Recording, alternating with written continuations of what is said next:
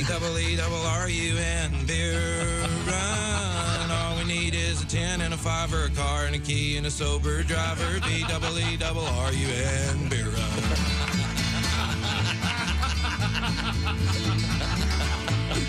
A couple of frat guys from Abilene drove out all night to see Robert Earl Keen at the K-Pig Swine and Soiree dance. They wore baseball caps and khaki pants. They wanted cigarettes, so to save a little money, they got one from this hippie that smelled kind of funny. And the next thing they knew, they were both really hungry and pretty thirsty, too. B-double-E-double-R-U-N, beer run. B-double-E-double-R-U-N, beer run. All we need is a 10 and a 5 or a car and a key and a sober driver. B-double-E-double-R-U-N, beer run. Found a store with the sign, said their beer was coldest, so they sent in Brad, because he looked the oldest. He got a case of beer and a candy bar, walked over to where all them registers are, laid his fake ID on the countertop. The clerk looked, he turned, he looked back up, he stopped, he said, "Son, I'm not going to call the cops, but I'm going to have to keep this card." The guys both took it pretty hard. B-double-E-double-R-U-N, beer run. B-double-E-double-R-U-N, beer run. Oh, how happy we would be had we only brought a better fake ID on this B-double-E-double-R-U-N, beer run. They found this other old hippie named Sleepy John. He claimed to be the one from the Robert Earl Keen song, so they gave him all their cash. He bought them some brew. It was a beautiful day out in Santa Cruz. They were feeling so good it should have been a crime. The crowd was cool and the band was prime. They made it back up front to their seats just in time so they could sing with all their friends.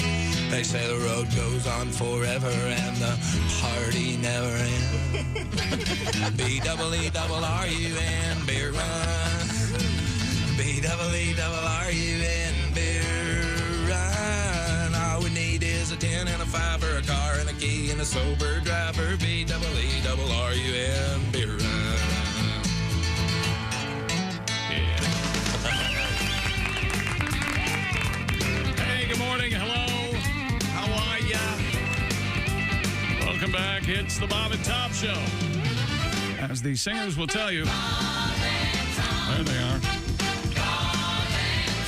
At the news desk, it's Christy Lee. Hello. There's Pat Godwin in the performance room. Hey, chick. There's Willie Griswold. Hey, man. He's in the house. There's Josh Arnold. Chick. Over there at the I Hate Steven Singer sidekick chair. There's Ace Cosby. Hey. I'm Chick McGee. And here's Tom Griswold. Hello, Tom. Check. Test. Good to see you. Good to see you, sir. Wilbur, good to see you again. Thanks, Bob. Good to see you. Let's see. Sounds like you're all organized and ready. This is not me. There was a last-minute addition to something that they just threw across me. I'm not thinking. I'm doing this. They handed you a piece of paper. It involves several layers of paper. We'll be fine. All right. But that was the great Todd Snyder, a little beer run for you to get your weekend up and running. Got a lot to talk about today. A lot of interesting things going on, including some stuff in the world of sports, which will be covered by Chick McGee at the sports desk. Christy has her stripes on today. I do. I have a request for Pat early this morning. Wow. I have a song that kept going through my brain. I woke up, sat out of bed at 3:30 thinking my smoke alarm said, you know how they start beeping when their batteries are going dead or whatever? Yeah, those are designed so they only go off at 2 a.m. Right. This was 3 a.m.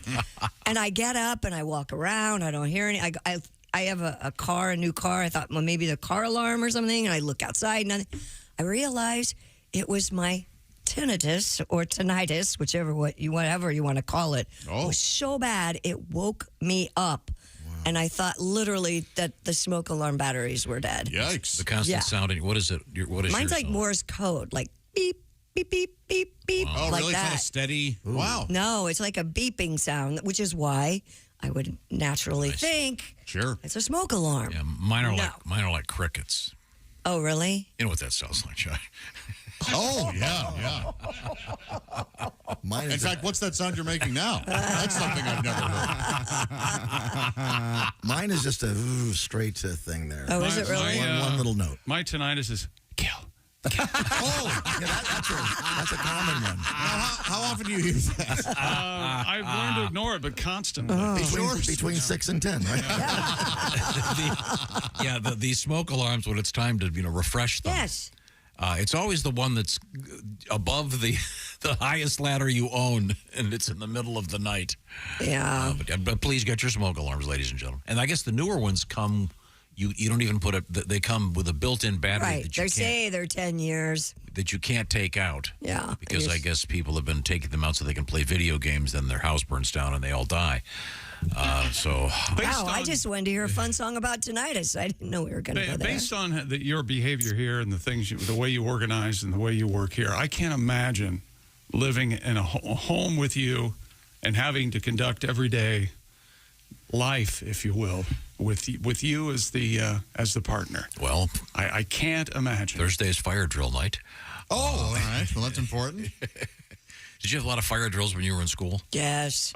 Maybe one quarterly. Yeah, Something not like that. too many. We had them all the time. All the time. Oh God, I don't know what it was about the Shaker Heights school system. when They I had was it a all the kid. time, John. Maybe they just needed a break from all of you. And if you talk during a fire drill, yikes! Oh, really? Oh, is that right? Oh God, I can't. I mean, thinking back on it.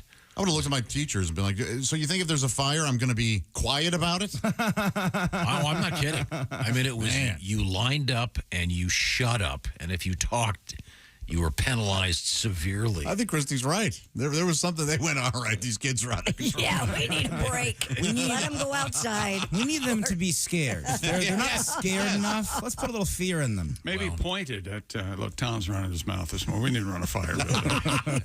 And then Shut his ass up. I was at the very tail end of the Cold War atomic attack drills. Ooh, The never ones- had that.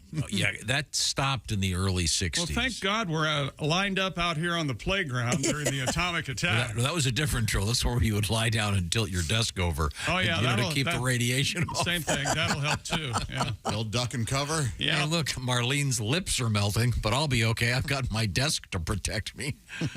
Those were different times.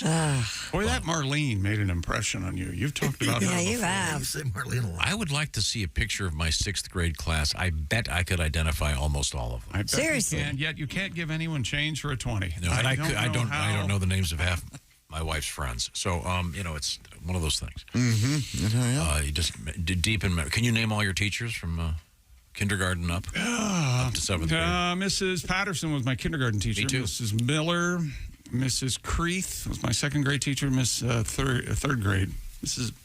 Another Mrs. Miller, I think.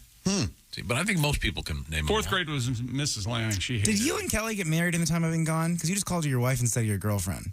Oh, Yeah, you've done that a couple times. Oh, do you have some news? no. You know, I'm sure. I'd tell you if I did. No, you wouldn't. No, you wouldn't. No, you wouldn't. But, something. Your youngest daughter was 3 years old before we found out she had been another baby. Yes, she was there. This is why I'm not on social media. Tom, who was your 4th grade teacher? Yeah, we learned that from this week, didn't we? Yeah, my 5th grade teacher was Cutler. Mrs. And then- Brack. Mrs. Brack was 5th grade. She was extremely strict, and she was extraordinarily heavy. Mrs. Brack And had lots of slack. And my friend Bobby, who I won't give his last name. He's McChesney, right? distinguished. Bobby Womack. No, I can't tell the story. Bobby McChesney was his Oh, okay, How'd yeah. you know that? Because you've talked about it all the time. Well, I can't tell you what he did. He's a wonderful, distinguished professor. Let's see now. We move forward. 6th grade.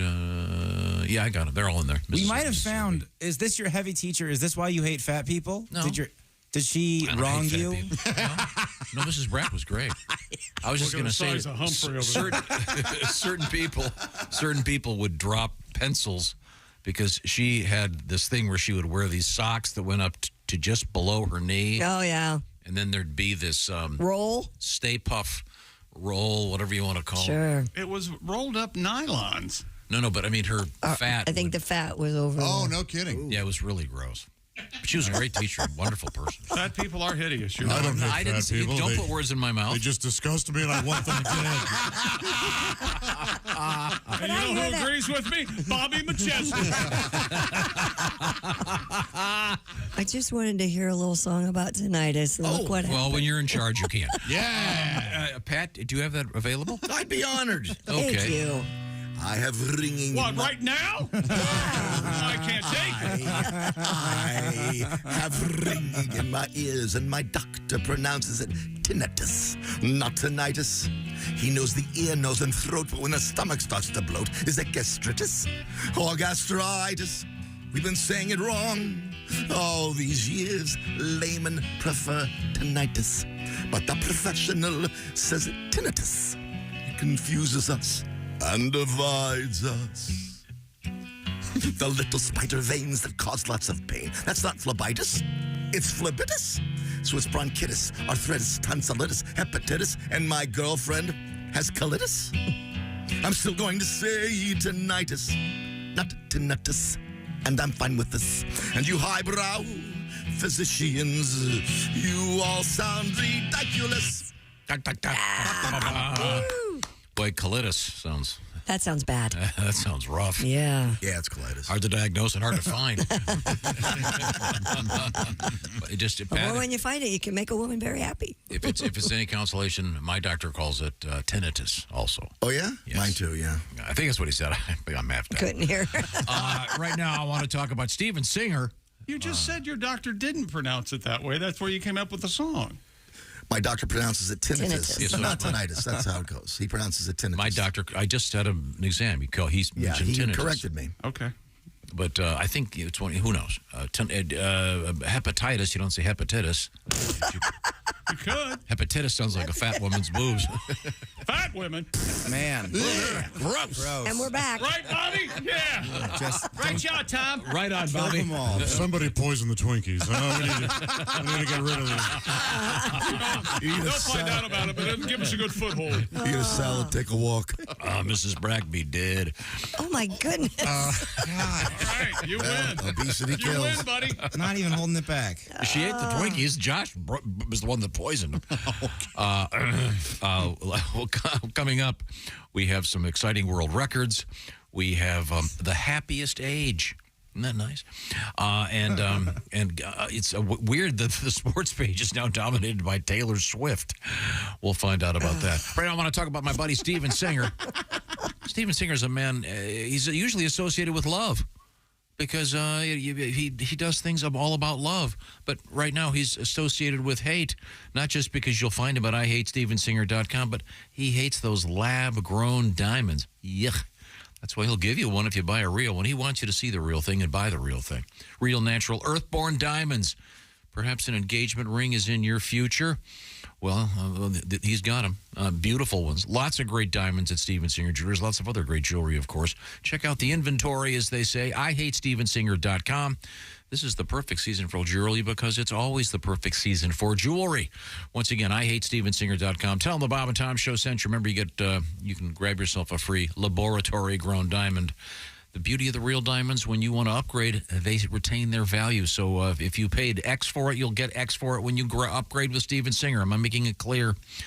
He supports love and diamonds, but not the laboratory diamonds. You'll find out all the details. IHateStevenSinger.com. That's coming up. Plus, Chick McGee is at the sports desk when we return. This is the Bob and Tom Show. This is Reno Collier, and you're...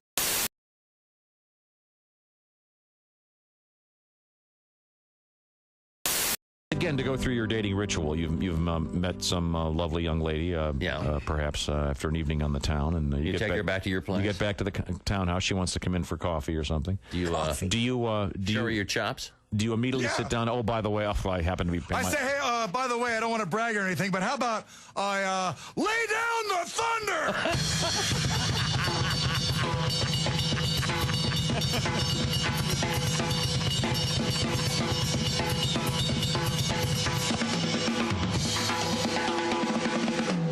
Finish your drink. We're going upstairs. Oh, my. So do the lady? It's really not that strong. You can take a bigger sip. I'll be over here laying down the funk. All right. Do the ladies dig that? Do they? No. Not at all. That kind of, you can see them like kind of cringe until you stop because it's very loud. Yes, it is. I can't hear it. All sounds good to me. You know, trying to have a conversation with them. So anyway. All right. Do you play any sort of romantic stuff? Do you play like a slow tune, maybe something mid-tempo? With the brushes, maybe? Yeah, get the... No, I don't even own a pair of brushes. No. What's the point, huh? Yeah, maybe It's the purpose. You can do some of these things, you know. So anyway. Can't your roommate feed your dog?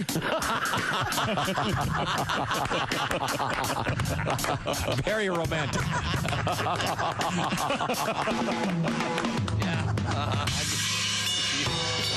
Now, do you have an exit strategy when you sit at the drums? Apparently, hers is the dog one. Yeah. I got to feed the dogs.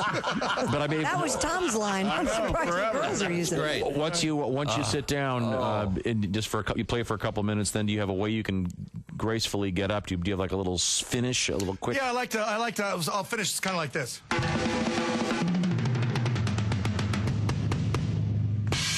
Let's face it, I am great. Greg Hahn, ladies and gentlemen. Yeah. Wow, that's I love a man with confidence.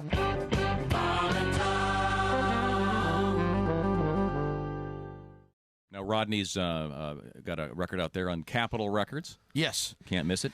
It's called Morning Wood. Morning We're Wood. just kind of sticking with the theme. It's Hanging with Rodney, Morning Wood, and then Nutsack. Just kind of working our way down the trilogy. It dawned on me this morning Yep. I've made a living for 13 years talking about everything underneath my belt. Yep. And, hey, what the hell?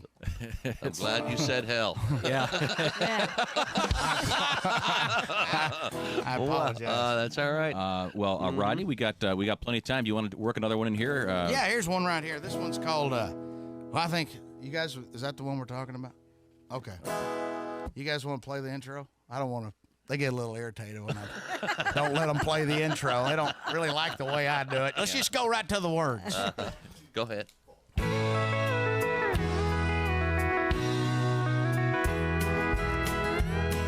I remember way back when I was just a boy going places with my mom and dad. It used to scare me to death how Mama used to act after 6 or 7 beers she's had. We were sitting at a table when Mama got disabled, all the liquor running through her head. Soon I got to choking, Daddy wasn't joking when he grabbed me by the arm and said, "Don't look now, your mama's got her boobs out showing everybody in town." Faces turning red, we were wishing we were dead, there were people standing all around. Mama gets to drinking, there ain't much thinking, there's nothing anybody can do.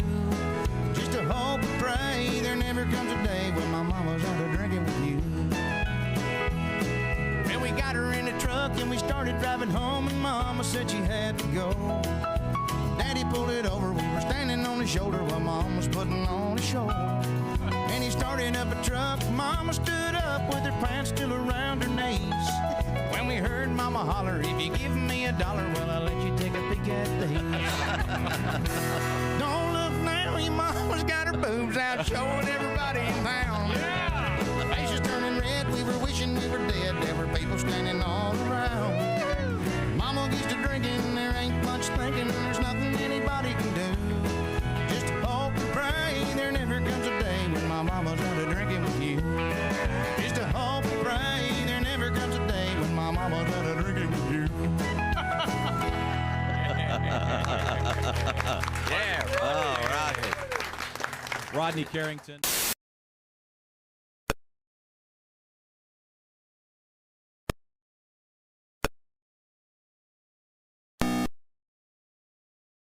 If we're not in your neighborhood yet, your neighbors have probably passed a petition.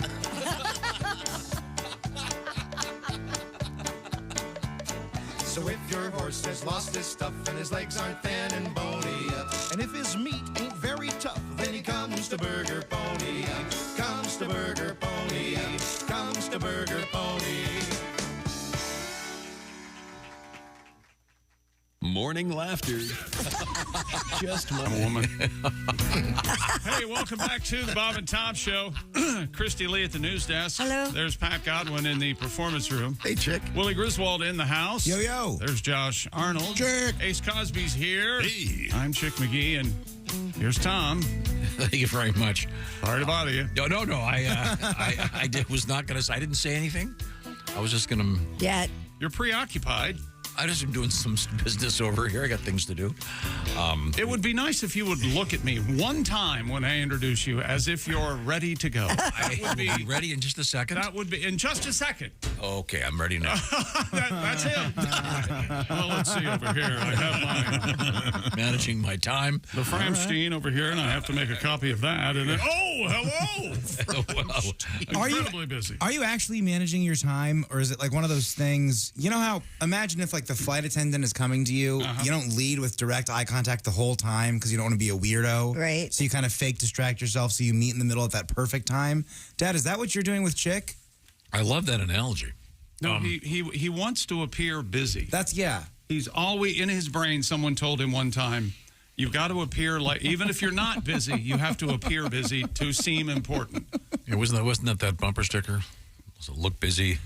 I don't know. The God is coming or something. What is it? Oh, yeah. What does it say? That is funny. Yeah. Look busy, Jesus is coming. Yeah, something like that. Something Yeah. That's probably what I'm thinking in the back of my mind. No, I have a few things I've got to catch up with over here. Really? Just a couple notes. Got a nice thank you from our guest yesterday, Drew Storen. Yes. A former Major League Baseball pitcher. And we are arranging, Willie, we're going to try to figure out a way for Drew to throw some heat at us.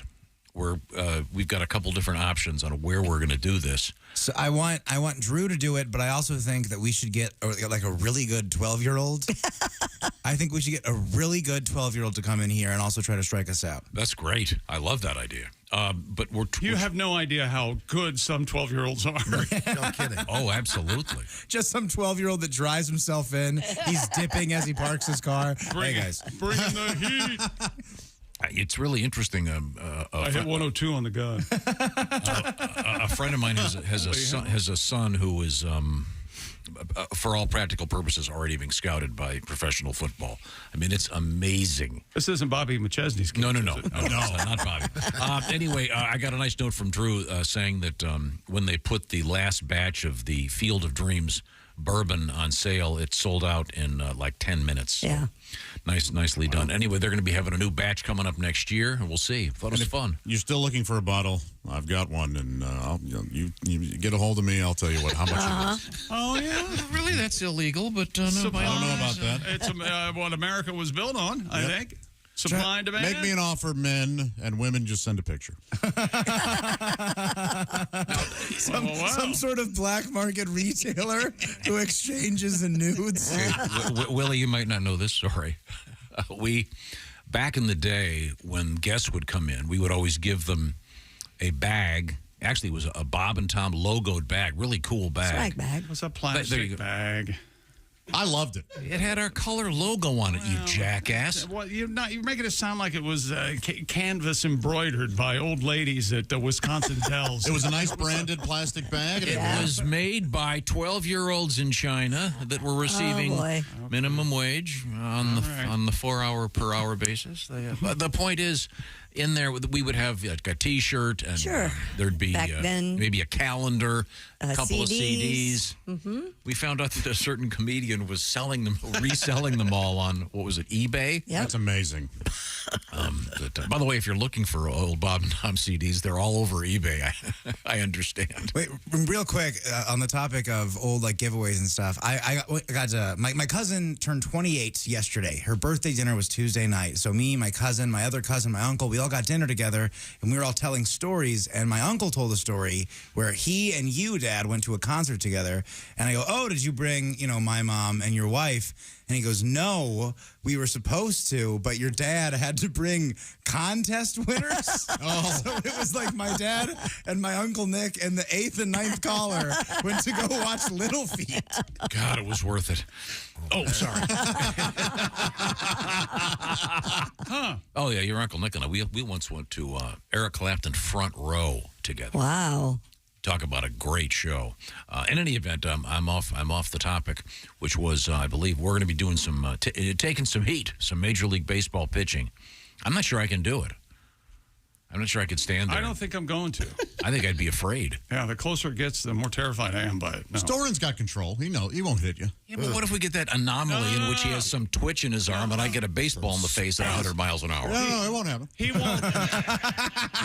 He'll be fine. He won't hit you unless he wants to. That's right. Okay. I mean, I've already got one shredded humorous bone in my right arm. I don't need the other one. Busted. But in any event, the bourbon was a big success, and we had a lot of fun talking to him. And that is probably the real way that I could get on base if I was ever in an MLB game. It wouldn't be getting a hit. It'd be getting hit by the ball. That's the way that I could do it. That's how I could be a real team player. Just kind of lean into it. And we asked him about the group showers and who had the best locker room. You asked him about that. You were fascinated by it. I think you just wanted to shower with him. I don't want to shower with anybody. I don't like it. I thought it was You're curious about it, though. Isn't that odd? Yeah. You're very curious. Yeah. Do you guys ever use different soaps, and do you ever smell each other and see what the soaps smell like? Do you ever wash each other's back? I wonder. You got a spot there. Do they carry their own soap, do you think? Or? Oh, my God. It's all provided there, yeah. So, okay. Well, some guys, but like you said, some guys you let the people know, hey, this is what I use, this is what I... And they'll get it for you. They have it there, yeah. The clubbies take care of that. Yeah. Yeah. I'm in a pretty good... You notice how clean shaven I am this morning? It looks very nice. I got a... You have the beard of a 9-year-old. I shave at least 3 times a day. I got one of those shower mirrors. God. God, it's great. You look very smooth and kissable. Shave in the shower. Your dad has discovered eBay like it was yesterday. You're buying this stuff on eBay? Like but he brings up eBay all the time. Oh, you can buy anything, Josh. No, I'm... Like it was just announced yesterday. I get a lot of vintage Indianapolis Motor Speedway stuff on eBay. Sure. I've gotten a lot of old Bob and Tom stuff on eBay. Yep. Oh, there's a lot of great stuff on eBay. But it's just cute how you just discovered it. Oh, you can get, I don't want to go into it. It's some great stuff. But alas, I do need to make a couple quick announcements. We do have Willie on stage tonight. Now, can we say where yet, or this is... Yeah, it's it. Don't Tell Cincy. Don't make it too hard. Just Google Don't Tell Cincy. Buy the show. It's at the ticket link in my bio. It'll tell you where the show is. It's that easy. And that's the whole, and we're not being coy here, that's the whole premise of that show. Exactly. They just don't tell you the exact location the charm of it, day of. But now the secret location has been revealed. Oh, that'll be cool. That'll be fun. And then while I'm at it, we're going to be doing this show. Where's it going to be again in Wisconsin? Bowler. Oops, wait a minute. Sorry, wrong screen. We're going to be in Bowler, Wisconsin. Let me tell you something. It's a pleasure to watch you work. Sorry, I almost played a song there. Bowler, Wisconsin. Somebody moved the bowler to the song and switched it. On the morning of the 17th of November, right? It's a Friday. That night, a big show. Well, the Crimley circuit got mixed up. The Franheimer. Pat Godwin, Josh Arnold, Jeff Oskay. By the way, do we have Jeff coming up today?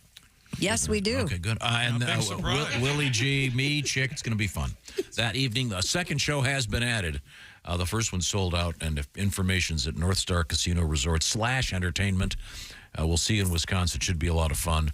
And a live show in the morning with Duke Tomato and the Power Trio and the Bob and Tom horn section. We'll sort of look forward to that. The brass to mouth horns. All coming up. Now, I see Chick McGee at the sports desk looking quizzical. Real quick, last night, Thursday Night Football on Amazon. Yes, Al Michaels, who's one of the only people older than Tom, used the term razzle-dazzle last night during the game. Al likes it. Yeah. He really likes it, if that tells you where Tom's head is. No, it's just a classic term. And Al share that. Razzle-dazzle. He's got to go away. Al Michaels has to. He's great. Retire gracefully. I like him. He's cute. Grimly hanging on. I'll tell you finishing everyone's last sentence. I'll tell you what. Getting the last word. I think that especially in radio, the announcers are getting too appliance-like. They're great. They know everything, but they're so emotionless. I love the homers, the guys that lose their mind.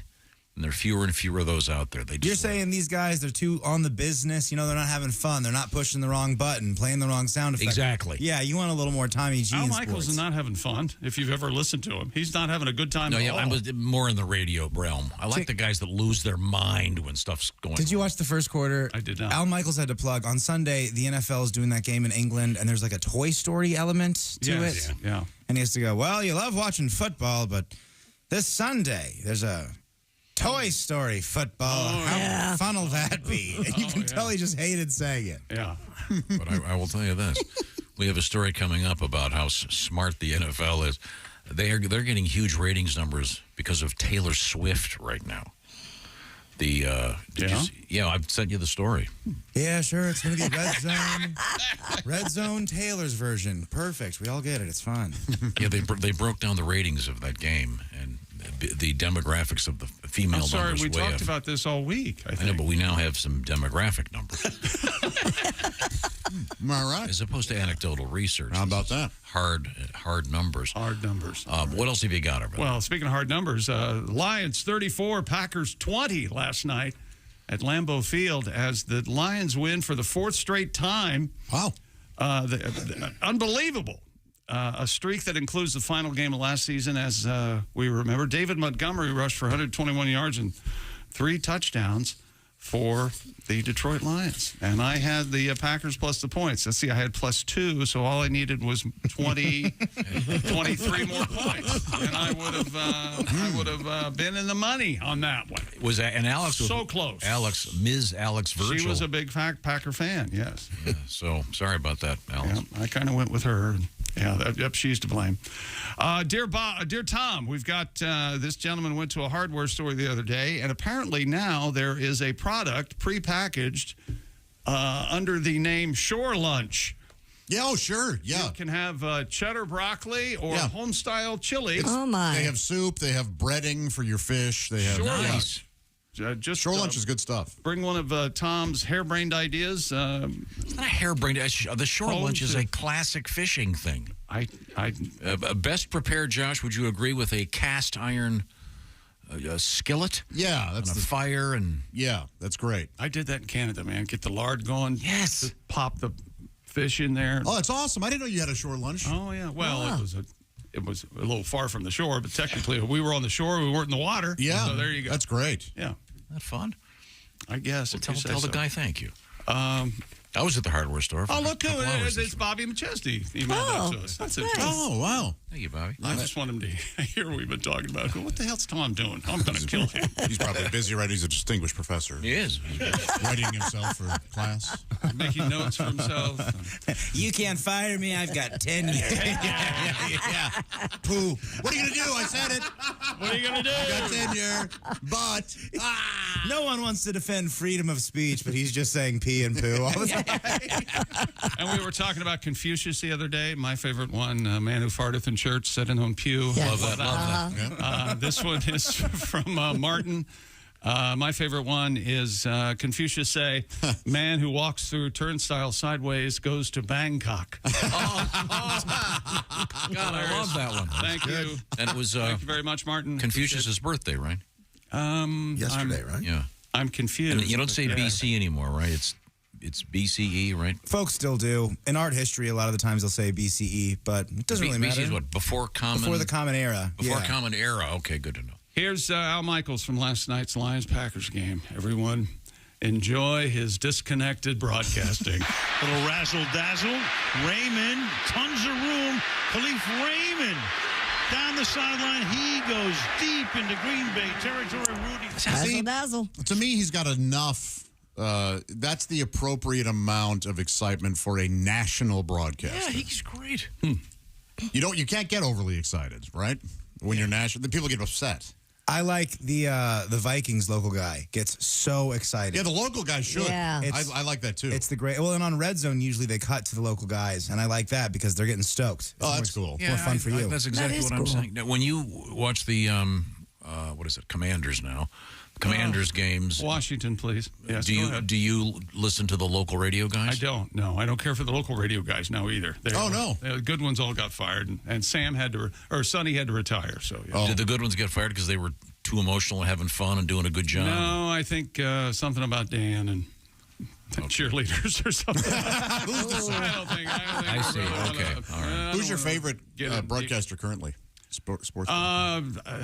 Troy and Joe. I like Troy Aikman a lot, and that's coming from a lifelong Washington fan. I think he does a great job. I think Joe Buck is the most polarizing broadcaster. Whoever, if two different fans are listening to the game, they think each of them think Joe hates my team. To me, that means he's doing his job. Yeah. It's amazing how people think that. Yeah. But, that's what. What are you reading to no one but yourself? Confucius says, "Man who sneezes without Kleenex takes matters into his own hand." That's good. He was a wise man, that Confucius. Confucius say, "Squirrel who runs up lady's leg will not find nuts." I mean, wisdom. Yeah. This stuff is chock amazing. full. Confucius is working blue. Man, oh man. This sounds like that the Toastmasters Club thing. I love him. Stuff. He put pen to papyrus. He got all that stuff. Oh, that's down. great stuff. Confucius says, "Man with hole in both pockets, not feel too cocky." No, only one he would feel. It's a joke. Even though it's two pockets. Thank you for the exegesis on that joke. Were these like written by committee, or was it kind of just a phenomenon that took over? That's a very good question. Confucius. History. I was just going to say, It was a middle school class assignment. the Confucius in the writing room. I think he has a good point. Yeah, like pre-internet, how does something like that exist? Could you get little books of those? I don't know. Who knows? Sure, I think he could get a little printed out. Probably. Probably. Here's one for you, Christy. Yes. Confucius say, "Woman laid in tomb may become mummy." You like that one, Arnold? I like all these a lot. Playing the word laid and mummy, Sure, that's yes. fine stuff. They're all mildly Fine. offensive. They're Yes. Some of them are really dirty. Wow. Confucius says, "Man who stand on toilet, high on pot." So It's a silly. drug joke. That's very silly. It's a drug joke. Happy birthday, Confucius. HBDC. Confucius really didn't come up with any of these. You know that, right? Not according to Josh. Well, the only reason anyone remembers Confucius is because of these jokes. These jokes, sure. I won't argue that.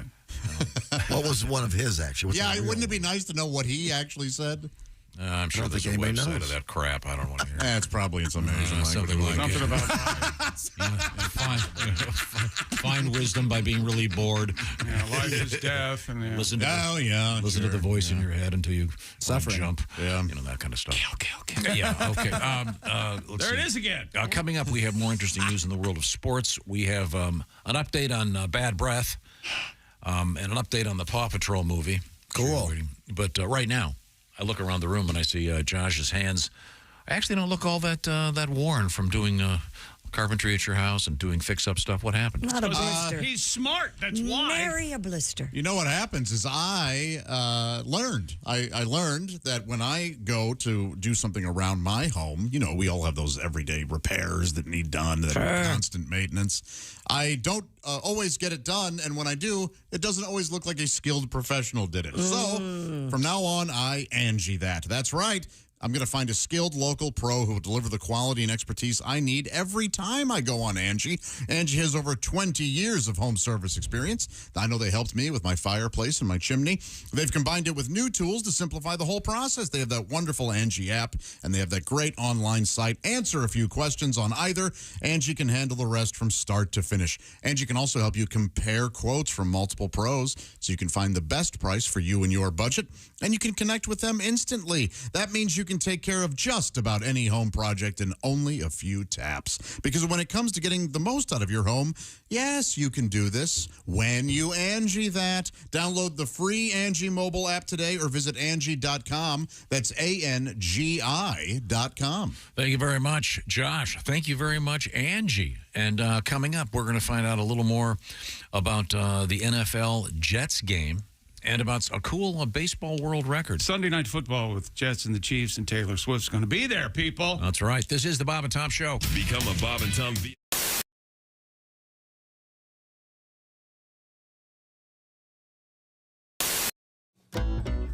Hello there, it's Ed from Ed Septic and Sewage. I'm here at this poor SOB's house. He got quoted $20,000 for a new system. I'm doing that same system for him, $500. I know what you're thinking. Ed, how can you do it so cheap? Well, first of all, this machine, stolen. That saves me a ton of money.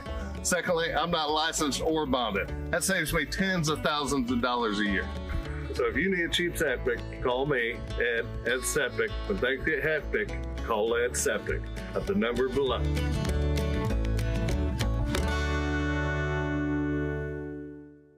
Ed Septic.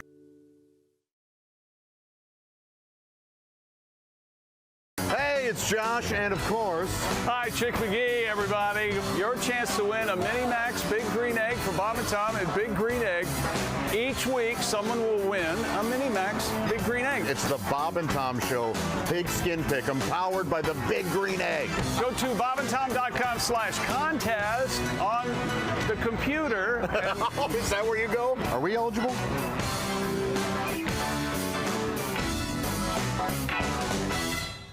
I did a show at this dance club. I don't know if you can tell by looking at me. I don't like to dance. The lady running the show, she was like, why don't you shake what your mama gave you? I was like, I don't know how I'm supposed to shake scoliosis and a low self-esteem, but there were black lights everywhere in that venue, on stage and backstage where I'm standing. And I was just doing the normal pre-show check, and I had a stain on my pants right here. I know, I felt the same way. What had happened was, you know when you put your pants in the washer and you dump the soap in, it all landed right here, and that shows up under a black light. I didn't know that, and neither did anybody else. Because I was on stage and everybody was like, oh man, that is a lot. It was a capful, it was a lot. That's 2 loads, so. If you think that's a dirty joke, it's because you're a dirty person. It's a laundry joke, it's a clean joke, so.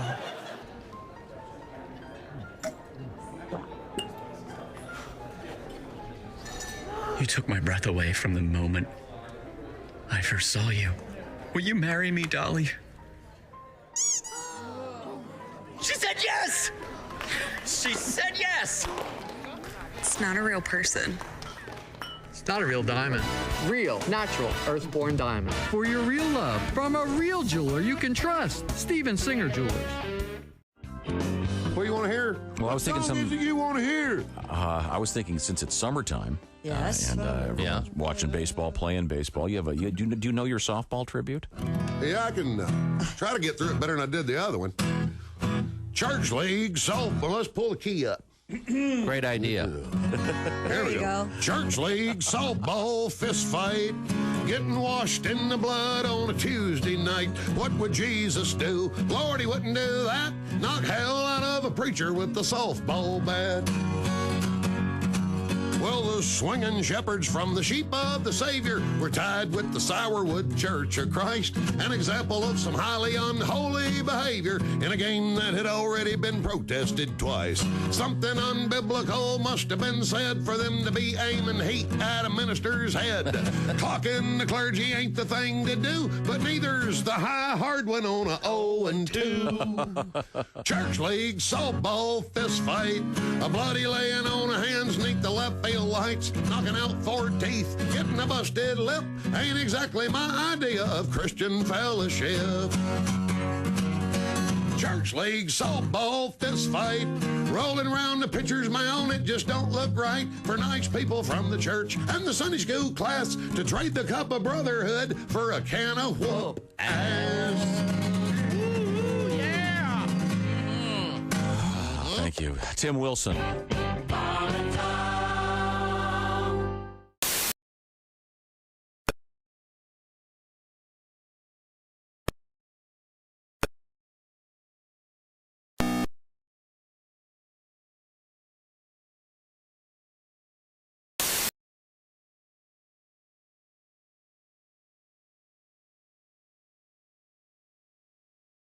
Yeah. Then I drove everyone home. Cool. Yeah. There's a gigantic warehouse of stuff I don't get. I can't And they understand serve non-alcoholic beer there. You know what? Boy, Another thing I don't understand. Hooters has food to go. Who the hell's that for? Good point. Hello. You're listening to Bob and Tom 24/7. This has been Chick McGee speaking. Kid Rock here with us in the studio, and We apologize for Mr. McGee. we also have the Twisted Brown Trucker Band through the glass. Thanks again, ladies and gentlemen, for getting up, and they are going to share their great artistry with us this morning. You're just back from Iraq. We spoke about that, and I think it's great that you're doing that. Oh, you also were involved in the auto show. Mm-hmm. Can you talk a little bit about that? Detroit Auto Show? Mm-hmm. Yeah, we did a thing for General Motors. And, I love to do as much as I can there with the car companies, especially because Michigan, that's where I grew up. My father was an auto dealer. Did your dad do his own commercials? No. Okay. No. Come on down to Rock Motors. That's Rock Motors. Nobody deals like Rock Motors. I'll stand on my head or eat this car. Here's my son to sing about it. Sing about it. Kid. What? You bad, bad daddy Rock. Free lap dance with new tires. There you go. There you go. Wow, this I think Mr. is Rock going will very never, well. never do another interview with us. When I was in the Navy, one of my favorite jokes was like I used to fly this radar plane, and we'd go up for these really long, boring missions in the middle of the night. So get a new guy in the squadron, I'd go up with him and say, "Hey, middle of the night, if you want to take a nap, go ahead." So he'd doze off while he's asleep. I would go ahead and run. I'd hit the circuit breaker, pull the circuit breaker so the fuel gauges go to zero. Uh-oh. Then I would act like I was asleep. And when he came to, boy, did his eyes just light up. That's light up like a fire. Oh, man. Died of a heart attack. It's hilarious. The old empty gas tank joke. I don't know what happened. I don't know. Hey, this is Frank. TV monitors. Oh. Welcome back to the Bob and Tom Show. Christy Lee at the news desk. Pat Godwin in the performance room. Hey, Chick. There's Willie Griswold. It's very inside, but it looks like Pat's in a skateboarding video right now. It's that weird fish island. Oh, yeah. Hey, everybody. There's Josh Arnold. Hi there. There's Ace Cosby. I'm Chick McGee, and here he is. So you have 6 monitors in front of you. Is that Always off guard and unaware. You know what he's got in front of him? Everything he needs. All right. Fine. Tom Griswold. I can't see in that room because of the reflection. If you sat over here, you'd know what I was talking about. Yeah, it looks like Willie's sitting in that room. Oh, really? Yeah, from here, like that, the reflection. Yeah, a couple quick things. Well done, Toady. What else, Tom? In Talent, Oregon, Yes. one can find Kostaki tonight. Kostaki Economopolis. Thanks for the warning. The man behind all pro lines. Make sure to let him know what your favorite NFL team is or college team. He's probably got some good jokes about the Packers So he tonight, can I'm somehow thinking. trash them. Yeah. Saturday, he's in beautiful Reading at the Wind River Resort. He's at the Talent Club tonight, by the way. And then Sunday, Kostaki's in Chico at the Chico Theater. And then I want to get this exactly correct.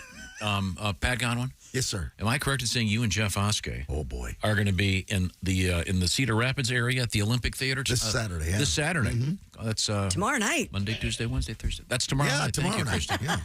All right. Very Came up fast. Or they're Yeah, it did. scheduled to appear. Yeah. Jeff's supposed to be driving. What time are you leaving? Early. Okay. Oh, yeah, you guys are riding together. Yeah. Roadhead. If I have to. Now, do you guys... Don't ask me twice. Now, will you be playing, will you be chatting, or will there be music? Will we have maybe a book on tape? Godwin's in the car. There will be chatting. Yeah, I'm going to have to go. Listening. No, Jeff is a good chatter, too. Back and forth. All right. What are the bathroom rules? We poop in the car. You know what? Yeah. A lot of people say that's a bad rule, but you make You make good time. time. It has its drawbacks, but you get there. You learned that back in the days with Geechee Guy? No. Favorite car food? What do you eat in the car? You know, I'm not hungry in the car. I just have coffee. And the road trips, you don't eat snacks? No. When you and I got a road trip, I teased you a little bit because you got a salad with no dressing. That is true. And I got it all over me. How did you not get any dressing? You were just eating a dry salad. Well, didn't they have any minestrone? I was attempting to diet that week.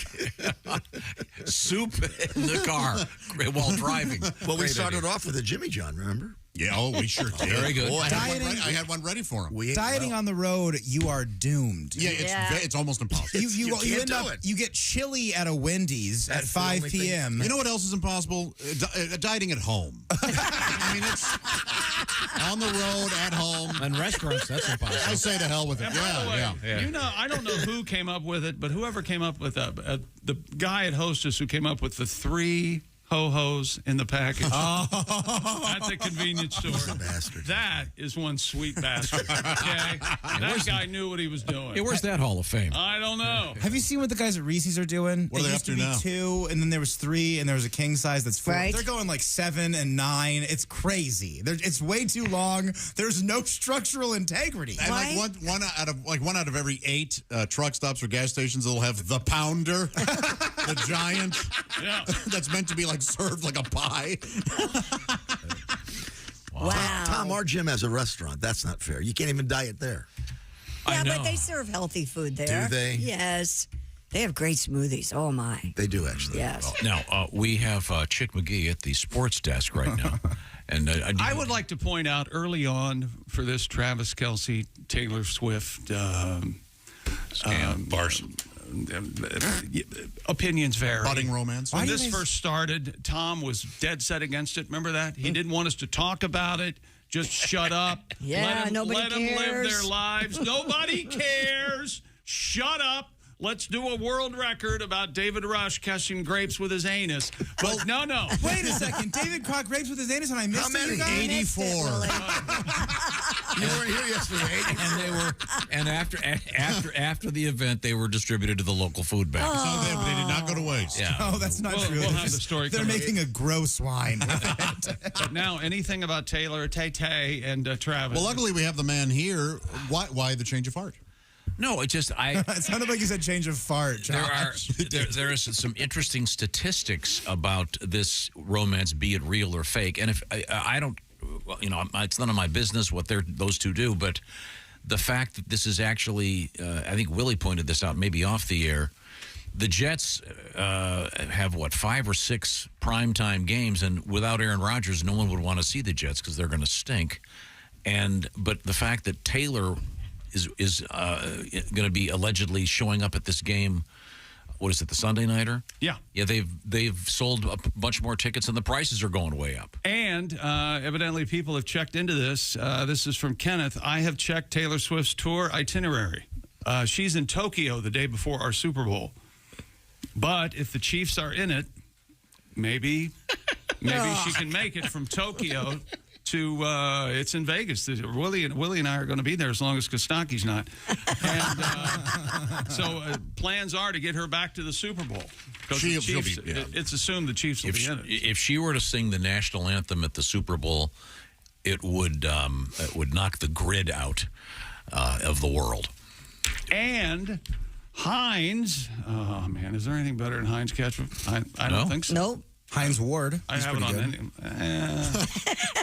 Did he go in the Hall of Fame? Try him on a hamburger. Yeah, I think so. Yeah. He probably wouldn't be better than Heinz ketchup on a hamburger.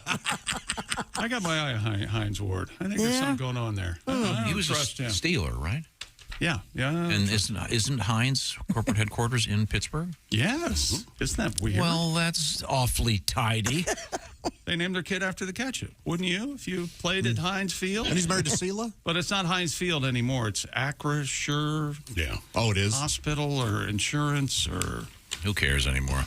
Or no, Acrisure. We make everything. Tom, I hate this naming rights. Who cares anymore? Please. But is it? You're going to care. How about Enron Field? How they doing? Heinz is Memorial. Heinz. Yeah, the underwear. That's what the need. Heinz ketchup. And when we Heinz come back, Heinz ketchup and the Taylor news. Swift. We'll have it. And also coming up, nude barbershop. Yes. Is that right? Yeah. Who's nude? The patrons? Hey, or Clyde, you want to put your clothes back on? Oh. Yeah. They are. Yes. Have you seen the new reality? I watched it the other day. The naked thing? Oh, you guys already talked about that? No. It's something else. The Naked Attraction on Max. Everybody's naked. Even the contestants making a choice, they don't start that way. But they do end up that way, and Yeah. they have these little partitions that raise up that just show you the bottom part. Yeah. Really? Yes. Yeah, if looking at men close up on a 75-inch television screen makes you uncomfortable, you won't know it till you're watching the show. We'll have to check it out. And it caught me by surprise. This is the Bob and Tom Show. This is the Bob and Tom Show. Text us at 888-262-8.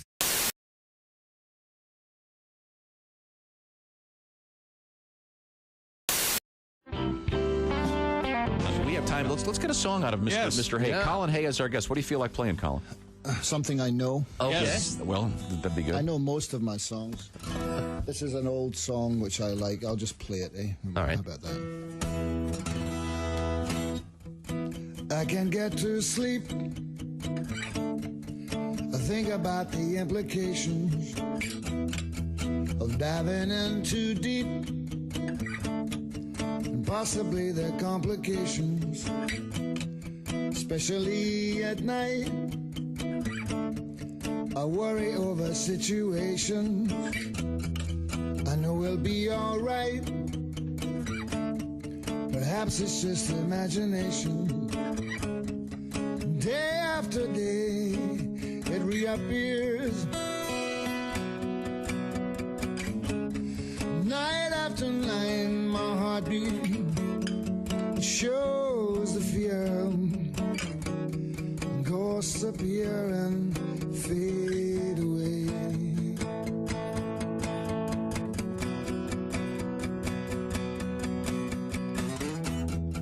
Alone between the sheets only brings exasperation.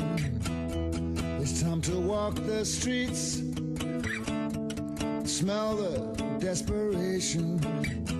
At least there's pretty lights, and though there's little variation, it nullifies the night from overkill.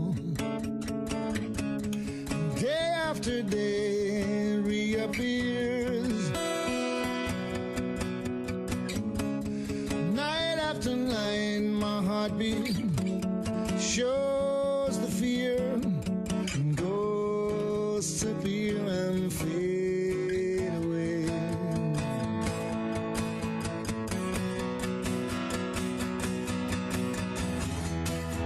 I can't get to sleep. I think about the implications of diving in too deep, and possibly the complications, especially at night. I worry over situations that I know will be alright. It's just overkill. Day after day reappears. Night after night, my heartbeat shows the fear. Ghosts appear and fade away. Ghosts appear and fade away. Ghosts appear and fade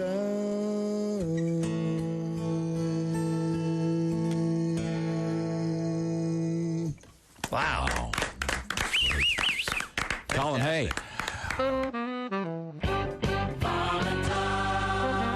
I think it'd be hard to learn the banjo by yourself. Yeah, I think that would be the only way to learn the banjo. I am Well- legitimately now the owner of a banjo. Is that right? Yeah, I need to get it in here and see if. How did that happen? My dad died. Oh, Thanks. Ladies and gentlemen. So I took his banjo. The amazing, we need some sound, Dino. The amazing Pat Godwin. Ladies and never gentlemen. ask a question you don't know the answer to. Here we go. Totally knew the answer. Do it I knew again. the answer. Do Next it one I again. knew not to ask. Trust me, there's no one laughing harder than my dad right now. If he were able to laugh, but he can't because he's dead. I would think So it how'd you looks come by awful. that how'd you come by that banjo again, Josh? Well, my dad died, and it was just laying there. So I thought, instead of throwing it away, maybe I'll go ahead and take it. Did your dad play? He did when he was younger, yeah. Oh, okay. I thought he did when he was alive. That's the joke.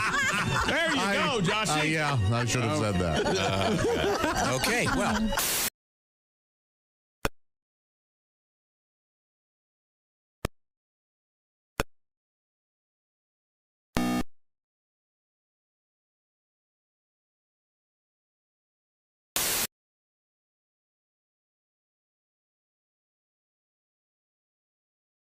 And Renee Hicks has joined us in the studio. Morning, Renee. Quite the sportswoman, I can Oh, tell yes, from your yes, yes. And we were conversation. talking about the WNBA. I just want to know, like, will there be, like, feminine hygiene commercials, like, sponsoring it? Because I think those things got to go. They're just too damn nasty. I mean, they got to stop. They got to stop talking about women's genitalia. I mean, and these women talking about douche. We don't do that, men. We don't go to the beach talking about douche. You don't? You know? No, we don't. And see, I never want to see a black woman do that. Mhm. Because you know they would have her just acting crazy, just walking along going, oh, girl, I ain't seen you in a...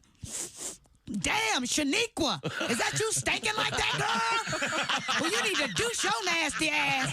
There's a whole family of seagulls following your nasty ass. Damn. The Police in concert. Great band, yeah. Yeah, and Sting he's dressed like a rock star, but I'm noticing he has on his wrist a watch, and not like a fancy watch, a watch. Mm-hmm. And I'm looking at, do you need that as a rock star? You know, it's just, where you got to go, Sting? You need a watch. You know, I don't want my rock stars punctual. You know, if you're going to make a date with Jim Morrison, he'd be late. You know, what is he going to be in the middle? Is everyone ready to rock and roll? Hold on. Well, we better wrap it up in about an hour and 15. I've got some stuff to do. The sitter is waiting. Are you ready to rock? I want my rock stars on heroin or dead, okay? That's a rock star. Here. Not with a watch. My most recent marriage was a disaster. It made the wreck of the Edmunds Fitzgerald look like a fender bender. Wow. Sorry to hear that. Hello. And you remember Lord's famous line about gun control, more or less. Yes. The relationship taught me a lot. It taught me they won't sell you a handgun if you're crying. Essential Morning Radio. All day and all night. This is Bob and Tom. Check it out. Welcome back to the Bob and Tom Show. Christy Lee at the news desk. Hello. There's Pat Godwin in the performance room. Hey there, Chick. There's Willie Griswold. Hey, man. Right here in the house. There's Josh Arnold. Hi, Chick. There's Ace Cosby. Howdy. I'm Chick McGee, and here's Tom Griswold. Something's cooking Hello, in Tom. Pat's room over there. I can tell he's got something working up pretty soon. We'll look forward to that. Right now, we're saying hello to Chick McGee at the sports desk. And here's what we got. Heinz is trying to remember Taylor Swift's moment at Arrowhead Stadium with something they've come up with called Ketchup and Seemingly Ranch Custom Sauce. The brand is capitalizing on a viral post from a fan account which shows a photo of Taylor hugging another woman, and on a nearby table sat a place with a single chicken finger, a blob of white sauce, and a blob of red sauce. The photo, captured in Travis Kelce's suite, was captioned, Taylor Swift was eating a piece of chicken with ketchup and seemingly ranch. Now, Heinz has announced that in honor of #trailer, it's releasing 100 bottles of limited edition ketchup and seemingly ranch sauce. Ugh. They do have something at Heinz called Cranch, which is ketchup and ranch. I've not seen this yet. I'd like to give it a try. They have the mayo chup as well. Yeah, it's I've like seen a that. pre-made burger sauce, essentially. Hidden Valley Ranch, Walmart, and the Empire State Building all shared seemingly ranch memes on social media. All right. There you go. I hate that the Empire State Building can tweet. That annoys me for some reason. That buildings have social media accounts. Yeah. What does it have to say? It's this just shows goings on at the building, I would guess. Now, will these be collectible? What's it called again? Taylor's seemingly ranch. Yeah, okay. It's there. They said 100 bottles. They're going to wind up on eBay. Trailer, yeah. You'll find them on eBay. Maybe you'll be able to buy one on eBay. That's okay. I know how you like eBay. I do like eBay. I do. This is a good innovation because when I get chicken fingers, I like to take a plate and sort of like a painter puts his paint on a palette. I put sauces and I mix them around. I'll take a fry and I'll put the ranch into the hot sauce. Oh, no kidding. Yeah, sort of stir around, Sure. get different color combos, different flavor combos. Wow. I'm like the Bob Ross of eating. You're something. We've talked before Pretty about little chicken tender. the salad bar, and you get to the end, and someone's put the 1,000 Island ladle into the ranch. Grow up, enjoy it, stir it around a little bit, have a fun little experiment. No, it looks like that spin art they used to have at the fair. Do they still have that? Spin art at the fair? Remember that? Don't know. I don't know. Spin art. I think it's gone. Sorry to say. Are you kidding me? No, what are we going to do if that's What gone? was spin art? Is that when you come by, get a chocolate tonic? Wouldn't they put a T-shirt on a spinning disc and splash it with paint and Is that what they call did? it art Oh. or something? Yeah, it was fun. Kids get the ketchup bottles, get to squirt the paint on. There's probably a warehouse full of those spin art mobile. Do you have a spin art T-shirt, Willie? I don't think so. I want to get some of those cool, like the airbrushed ones. Yeah, those are cool. So it says Willie G right across the breast. That'd be nice. Yeah. Buddy and Sissy, remember that? Those are cool and how not cool they are. Yes. They're right. Yeah. Yeah, that's right. White trash chic. Yes. The things you're nostalgic for, just very, No, very but see, Josh makes a good point. There was a scene, I want to say it was an episode of The Rockford Files, where this guy... I was just on last night. Yeah, go ahead. I think it was Rockford. The cliffhanger. The thundering feet of people running to Google. This gets really obscure. What are Rockford Files? It was the actor from Next Stop Greenwich Village, and he's wearing a bowl. He's wearing this even more obscure. I know. Yes. He's wearing a bowling shirt, and the guy goes, "God, that is just really awful." He goes, "No, don't you get it? This is so uncool. It's cool." Ah, which was your point? That's why you told us. That's why you told us that story. No, I was trying to underscore I think Josh is making a really good point. Well, a lot of that happens. He's in support of Willie's point about the T-shirt. Sometimes I speak, and I'm really not to be blamed for what happens with my words. This is all your Next Stop Greenwich Village lays at your feet. You have blood on your hands. It's a great movie. Way to go. It may be one of Christopher Walken's first movies. Christopher Walken. Yeah, you hit that L. Walken. All right, next time. Always Walken. Christopher Walken. There's a song we did, Pat. Can you do a Christopher Walken impression? I can't. Due to that song, I'm Walking, that Ricky Nelson walking. white version of that tune. Perhaps this is an off-air meeting. I'm walking. Do you? We'll work on it. This whole show should be off air. There are many who would agree with that. Josh, I was trying to help you. No. I'm not upset at anybody. Razzle dazzle. But Raymond, tons of room. Khalif Raymond. Okay, Al. There you are, Tom. Why don't you like Al Michaels? I just don't. Okay. I don't care for him. All right. Fair enough. I don't care for him and his ways. Lenny Baker was the star of the movie. Who? Lenny Baker. Really good actor. Sadly died young. Money Baker? Lenny Baker. Lenny Baker. Great movie. Jeff Goldblum's in that movie. What's the name of the movie again? Next Stop Greenwich Village. Terrific movie. I've heard of it. I know it's in that late 60s, barely 70s sweet spot for Tom. Really Yeah. good. I'm just saying. Just watch the movie. But then he appears in an episode of The Rockford Files. Well, never mind. I'm sorry. I love The Rockford Files. What's Rock? Is that what? Like James Garner. 70s, 80s? 70s. Yeah. A little bit of the 80s, I think. Maybe. Barely. Or was he in Nichols by the time the 80s rolled You know around? what it may have been is the show was in the 70s, and then the 80s. You remember they would have the TV movie of the week? Yeah. And it was probably one of those special. He was also Maverick. He was Maverick for a long time. Sure. But James Garner is great. He was a great man. He was Nichols, which was for 2 or 3 seasons, which was more or less Maverick, but he changed his name. Still in the Old West. And Ed Bruce was. I always liked Ed Bruce. Very good. I'm sorry. I blame myself. We're off topic. What have you got? The XFL and USFL evidently are planning to join forces. That's right, they're going to merge. This interests no one but Ace Cosby. Ace, your thoughts? Sports fans around the world. Okay. My question is, what are they going to call it? The Spring Pro Football They're League. going to call it announced they're going to call it this. It was either this or bankruptcy. Merge going forward. A statement from the league said further details of the new league would come out at a later date. Is it like good news conference? XUSFL?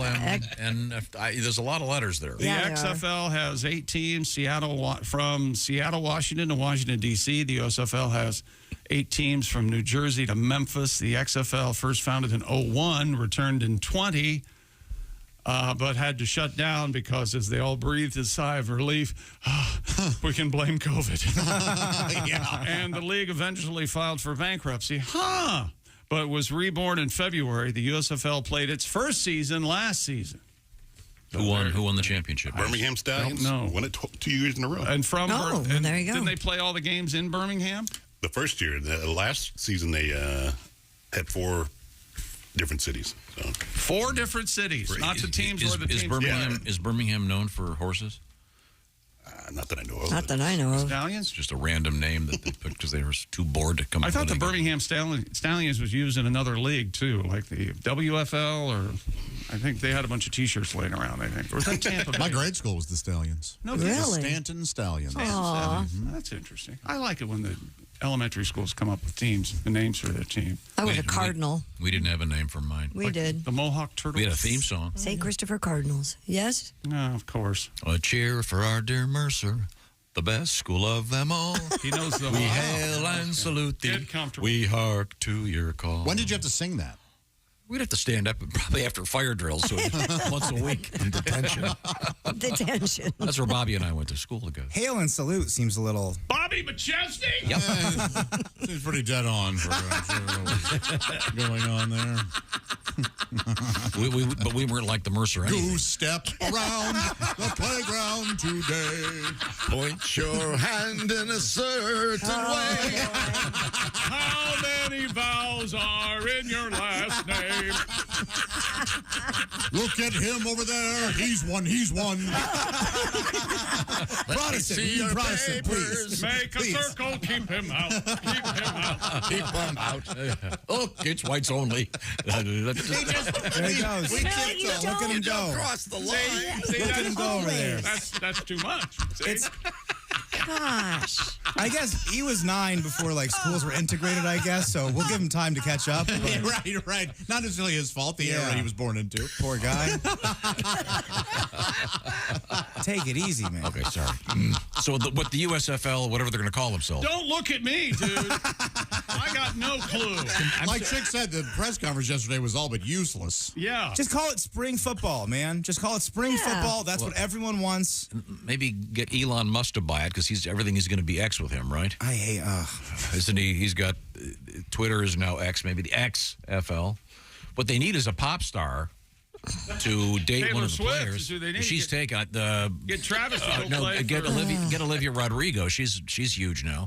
She'd be good to date some. Who's going to be in that league? Anybody you know? Have we heard any of these guys' names? I'm sure no household names, obviously. Excellent athletes. We wish them the best.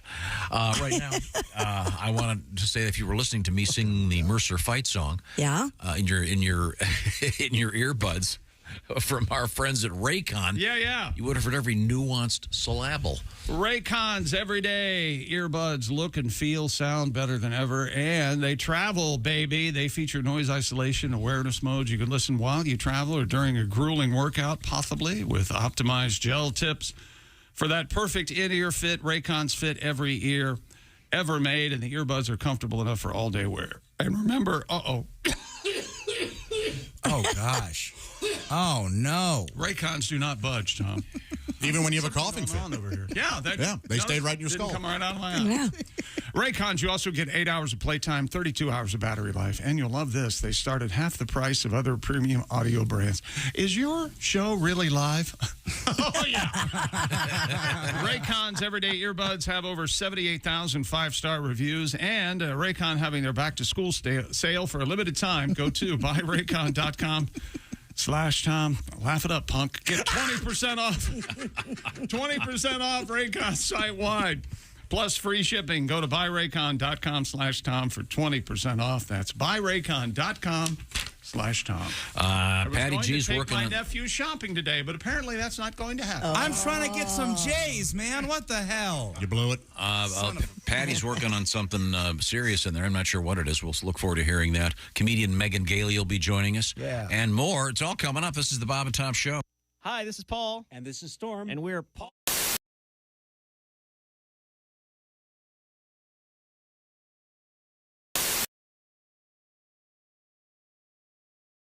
Ingrid, you're going to sing one of your tunes for us right now. Which one is it? I was thinking that would be a good idea. You just want me to do a monologue or something? Well, no. There's been some controversy that apparently there's this rap version of. Are you going to do what's going to happen here? I'm a little confused. Oh, okay. Well, yeah, all right. We'll have fun, right? All right. Sure. I just became so Staten Island. So, this is the song that was on the Old Navy commercial. So we've played it over and over and over again because it was the song that actually made it to radio. Mm-hmm. And so one day, I don't know, my brain just sort of went crazy and I wanted to do something different. And so I did something different and it sort of stuck because we need to change it up a little bit. So we'll do that version for you. I hope you like it. This is called The Way I Am, the remixed version. Okay.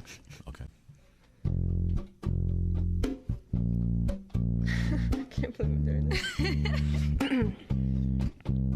All right, stop, collaborate, and listen. Ice is back with a brand new edition. Something grabs a hold of me tightly, flow like a harpoon daily and nightly. Will it ever stop? Yo, I don't know. Turn off the lights and I'll glow to the extreme. I rock a mic like a vandal. Light up the stage, wax a chump like a candle. Dance from a speaker that booms. I'm killing your brain like a poisonous mushroom. Deadly when I play a dope melody. Anything less than the best is a felony. Love it or leave it. You better gain weight. You better hit bullseye. The kid don't play. If you got a problem, yo, I'll solve it. Check out the hook when my DJ revolves it. Oh, yeah. Oh.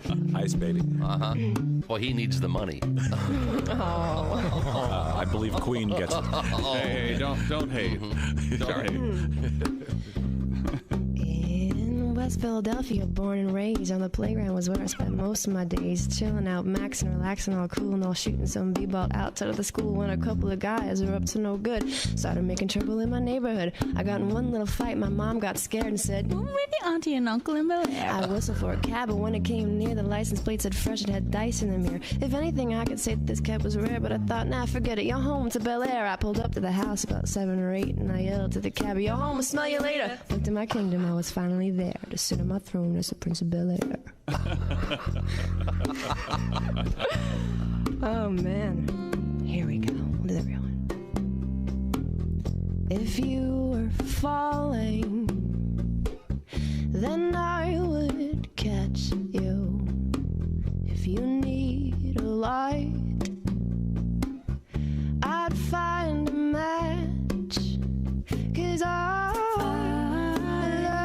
love the way you say good morning, and you take me the way I am.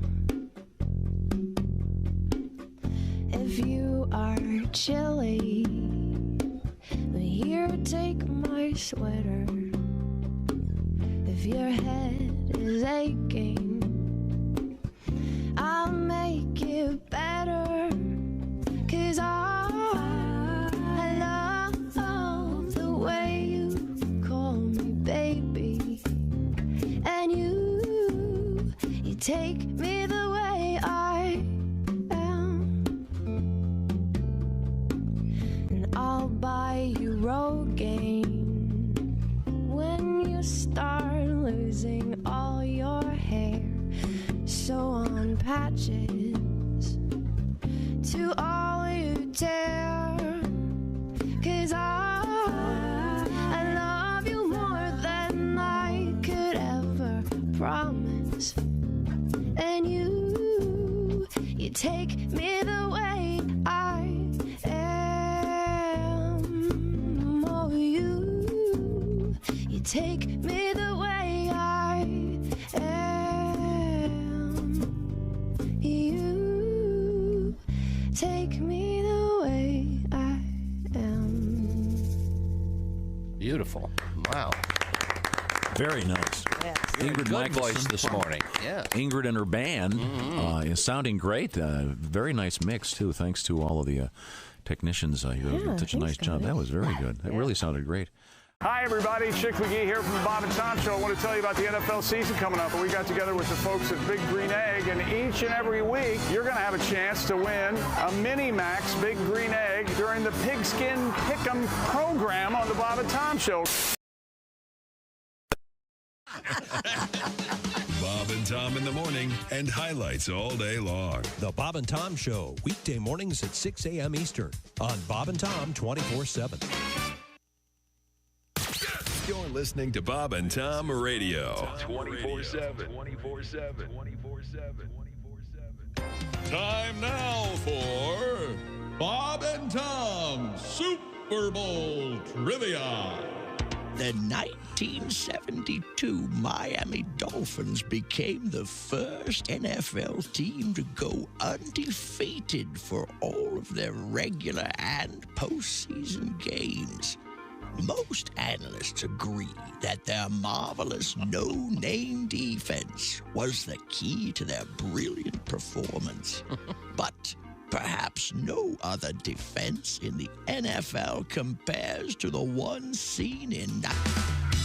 Hey, welcome back to the Bob and Tom Show. Christy Lee at the news desk. Hello. There's Pat Godwin in the performance room. Hey, Chick. There's Willie Griswold. Hey, man. There's Josh Arnold, the I Hate Steven Singer sidekick chair. And you know what, Chick? Steven Singer Jewelers proving how worthless lab-grown diamonds are by giving away a free 1-carat lab diamond with every engagement ring purchase. While supplies last, purchases necessary. Visit IHateStevenSinger.com for more details. There's Ace Cosby. Hey.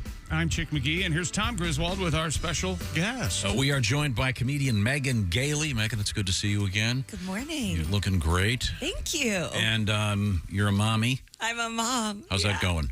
Oh, no one wanted me to do it. But here we are. He's a really good boy. He's a good boy. He's a really good boy. How old? 1.5. Oh, that's so fun, I would imagine. Yeah. And a lot of work. Any words? It's a lot of work. That's why I look good. A lot of running. Any words yet? Dada, of course, because, you got to give him a shout out. I think scientifically they've demonstrated that often dada is first because it's easier for the mouth to say, so don't feel slighted. No. He can't say mama, but he can say cracker. And so I'm just taking that he is saying mama. Yes, yeah. Oh, wow. That or he's hostile toward folks. Yes, if you start saying white devil, then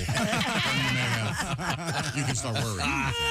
Man, these Miss Rachel videos are getting weird. I know. Wow, you know Miss Willie, do you have a kid floating around in the world? But my dad has had so many so late in life. Miss Rachel, Paw Miss Patrol, Rachel. Daniel Tiger. Oh, yeah. I'm all caught up. There's I'm a good to whole go. is Miss Rachel hot subreddit, and it's like she is. Mhm. I think dads are bleary-eyed wow, she looks good.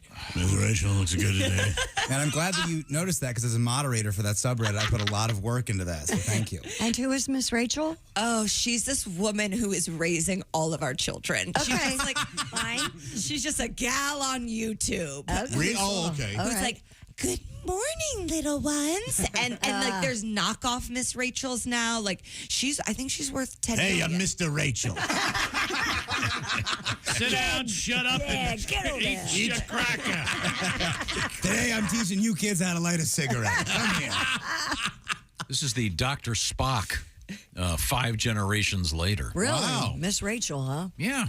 I mean, why not? I like Doc McStuffins. Are you familiar with Doc McStuffins, Chick? Yeah. I'm familiar with the word. She helps put together stuffed animals that have been hurt. Oh, okay. Yeah, and toys that are broken and stuff. She calls herself a doctor. And okay. You question her credentials? I do. She's not operating on me.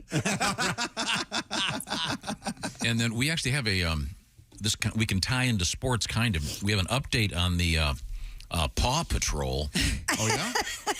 And I don't think I have. Oh, I've got it. We had a fun story this week about that. Yeah, this that's yes, just been it's made now. official. Shut up! It's now official. Over 200 dogs and their owners helped break the Guinness World Record for the most dogs attending a film screening organized by Paramount Pictures. The successful attempt took place in Los Angeles' Griffith Park. This was out of doors, where the dogs were treated to a sneak preview of Paw Patrol, the mighty movie. I wanted it to be in a theater. Guinness World Yeah, Record. and like Schindler's List. It's a double feature. There's a German Shepherd clapping. 219 dogs attended the screening. The old record was 199. Okay. So 219, the new record. This is what LA does when the strike is happening. That's great. Yeah, that's because the actors can't promote it. No. But the dogs. Now, are the dog handlers in a union? Or would that be considered a... I actually think they are. Yeah, I mean, but I don't think. I mean, I got on a plane once and the Target dog was flying first class, and I was not. So the dogs are doing fine. Oh, somebody has to do a sketch where the animal actors are striking. So it's just dogs and dolphins. Holding picket signs. Now, who are the go-to... I mean, if you were to go to the history of famous dogs from cinema, obviously you'd have Lassie and maybe Rin Tin. Tintin. Rin Tin Tin. Is that Benji. Who's the go-to now?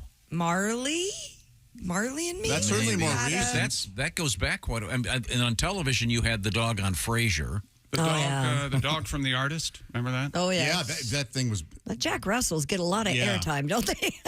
Oh, there's a dog in the Gilded Age. Oh, really? I know that's a real big hit. But there's a dog, Pumpkin, in the... Huh. Were there dogs in The Sopranos? Yeah. There was some of the dancers. Some of the dancers. One-legged dog. In any event, so congratulations to the Paw Patrol for the... Yeah. To sum up, congratulations. Like you're the Everybody mayor. Involved and A very bored mayor on his way out. They were. I was watching My Dinner with Andre with my golden retriever. Well, what's wild is Griffith Park is also a massive coyote hunting ground. So it's like it was a Guinness Book of World Record buffet for the coyotes as well. Holy hell! I'd like to think see about that. How did they keep the dogs from humping one another during? How did they? The owners were with them. Oh, they were. Yeah. Oh, were they just sitting there next to him? Yeah. So it's not as cool as filling a theater with just dogs. No, that's what it should be. How do they keep the owners from humping? Do have that service dogs actually have to go and train to sit in movie theaters and regular plays and stuff. And And you and I That's part of their we've training. looked at a photo where they actually have the dogs, and it looks like the dogs are sitting watching a play. It's hilarious. It's very funny. I thought this was called Raiders of the Lost Bark. This movie blows. There's no other dogs in it. But I can't think of the most famous animal right now who'd be in the picket line. I would think, not right now, but Air Bud was super popular when I was a kid. Very, yeah. Yeah, I'm just, but I guess Beethoven. Yeah, but these are old. they're all, I can't think of the one right now that's like the go-to animal. It might even be maybe is there one from a commercial? The emu. I got nothing. Oh, the emu. That is one of the biggest working animals right now. Sure. That's probably the one. And don't forget Mrs. Emu. Oh, yeah. Can you imagine? She's a lovely woman. Yes. Oh, the Aflac duck. I met the Aflac duck. Yeah, he was great. He was great. There's 3 of them, depending on I don't know what time of the month. I don't know. There's 3. Ben. There's Casey. I forget the third one. Affleck. I get it. Just nothing. Like it was a sentence. I thought you really knew the ducks too. I totally bought that. And the Clydesdales, you could get them out there. I was just going to say, can you imagine Josh's idea of the animal striking and the Clydesdales are going by with these big flags on their head? Anheuser-Busch not paying enough. We just had Clydesdale news. Yeah, we did. They're not docking their tails anymore. They're not cutting the tails off anymore. Yep. To make everybody happy. It's about time. Okay, speaking of movies, this is a perfect tie-in. I want to say thank you, Larry. Larry was kind enough to write me. Oh, hats off to Larry. Dear Tom. Yeah. If you cruise around YouTube, there's a concert called The Sounds of 007. which I'm a big fan. What do you think he wanted during that pause there? Cheers from us? He wanted someone to go, "Oh, wow," or Now, something like as it that. happens, That means we get to hear Shirley Bassey. If Mike Mark were in here, he was in here earlier this morning. He asked what I was playing, the music that I was playing, and I was when I'm here by myself early in the morning, I like to play beautiful music that keeps me awake and alert.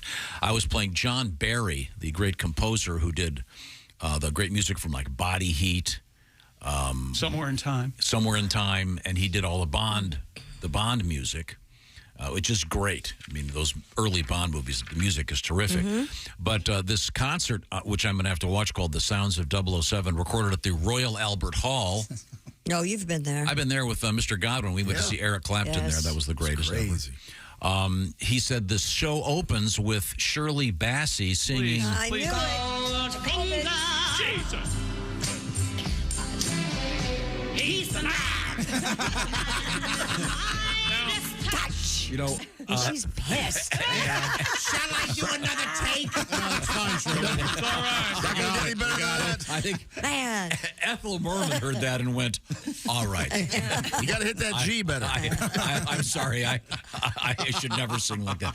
Shirley Bassey, what was that, 63 or 4? She's still around. Oh, wow. Nailing it. Good It for you, sounds like Shirley. someone gave her the note to enunciate a little bit more, and she goes, "Oh, not enough for you?" And She then went really all the overdid it. way. You're right. Yeah. She sings sarcastically that whole time.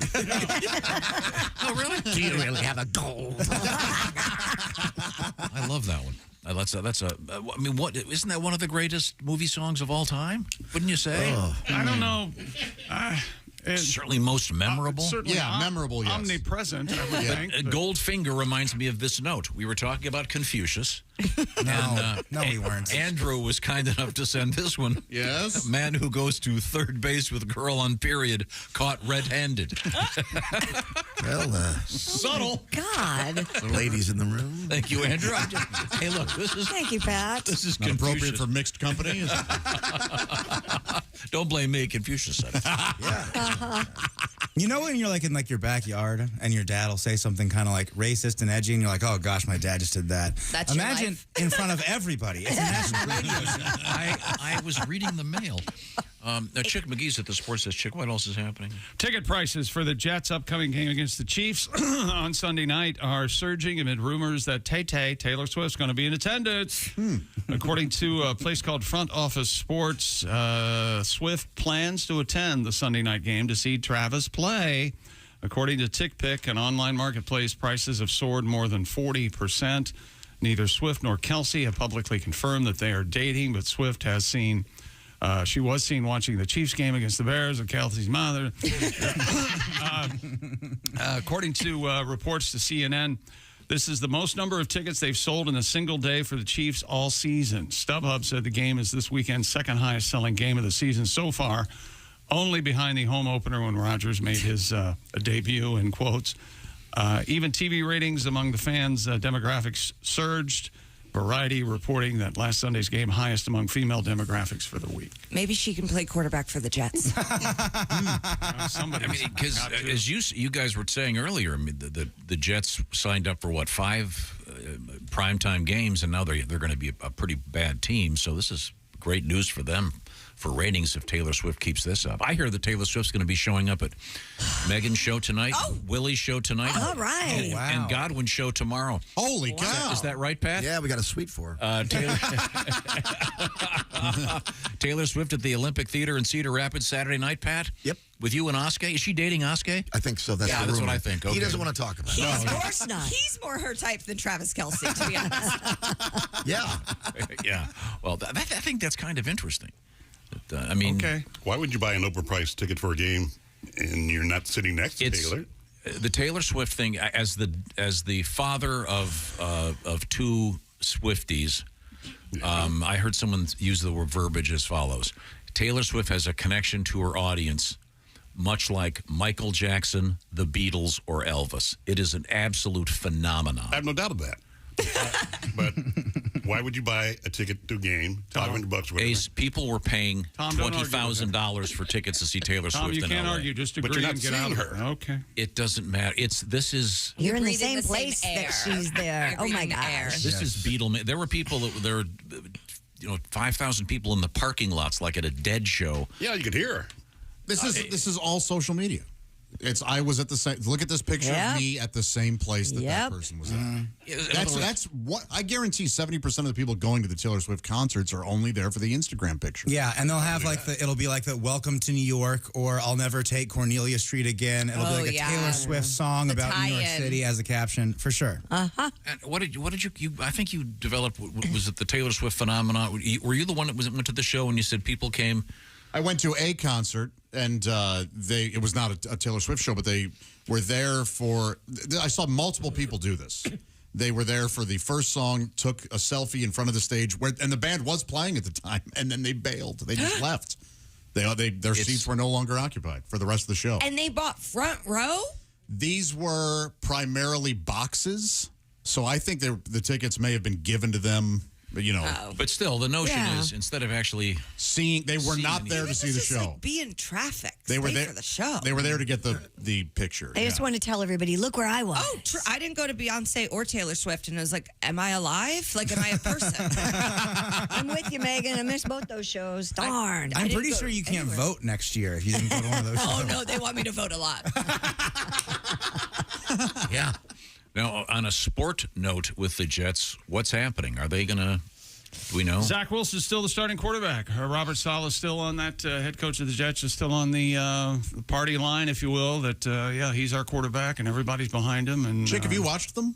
The Jets play? Yeah. Not really. Have you seen clips, or do you feel like they are bad? Yeah, Zach is terrified. I believe with Dan Orlovsky. He used to play with the Lions, and he works for ESPN. Zach is playing terrified. Oh, he is absolutely. He's broken. He's a broken quarterback. And he needs to find some way to go out there and just go ahead and play. Have sex with another mom. That might help. Megan Gailey. That'll get his. Yeah, Megan, you're a big NFL fan, aren't you? I am huge. Yeah, I watched the whole season of Hard Knocks. That really showcased Rodgers because it followed the Jets this year. And Zach Wilson, honestly, he seemed really confident and calm there, but I think it's because he didn't think he was going to have to play. Yeah. And now, I mean, I think the Jets are doing that thing that like sometimes we do where it's like, no, this is still my boyfriend, and you're just like quietly looking. You're like, is Gardner Minshew available? Like, no, they're searching. Don't you take my Gardner Minshew? We'll be brokenhearted. There are Carson Wentz rumors, by the way. There are Carson Wentz rumors. And Kirk Cousins rumors. There's Matt Ryan rumors. RG3 rumors. God. Yeah, if you want to, you heard that. Yes. Fleetwood Mac's rumors. Yeah. Fleetwood Mac. That is very popular rumors. Really? Coming up, what's this big song you guys are cooking up? I keep seeing Dean going on. Surprise, Tommy. All right. Okay. How soon are we going to get to it? Talk to Dean. He's in charge of the timing of it. Okay. I kind of laughed in the hallway. I looked in the window. You guys were so serious. Yeah, we're very serious. This is going to be fun. Very focused. Okay, we'll see. We certainly look forward to that. That's a B flat, not an A. But now, coming up, we have what in sports? Another world record about baseball. How long can you play baseball? Well, they're trying to set a record. And we're talking about Chad Johnson again. And he was a stripper, and his nickname was Twix Bar. Remember that story? Yeah. He was Chad Johnson announced Ocho Cinco. He had been a male stripper, and his nickname was Twix Bar, and because of quote things were veiny. Oh, great. Yeah, really. I'm not making that up. Chad's an interesting guy. I'm a big fan. All right. He's quite frugal. Did you know that? I did not know that. Yes. Real cheap. Famously frugal, which is nice. You and Chad have a lot to talk about, Ace. Yeah. Right. Your veins, your My coupons. favorite frugal couple is really they're really, really despondent this week because Netflix has just sent out their last DVDs. And I actually have friends who are still getting DVDs in the mail. But you get to keep them. Yeah. That's true. You don't have to send them back. If you're Netflix, are they going to be selling all those DVDs online? Who knows? I say buy them because pretty soon the way things are working in our culture, You won't be able to see some movies if you don't have them. A lot of movies are going to be canceled. Good point. Sorry, no Blazing Saddles. That's never Blazing. You're just wrong. Blazing Saddles is on the right side of history. It's nuanced satire. People understand that. Well, when they pull it, we'll see. they'll be burning books. This is the Bob and Tom Show. For a complete copy of the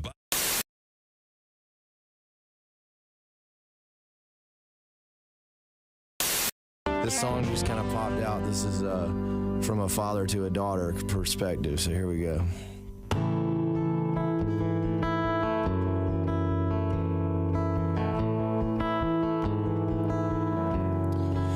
I'll take this slow, sweet walk with you. You letting go of my hand to say I do. And he will discover just how blessed a life can be. I know, 'cause all those years ago, your mom handed you to me.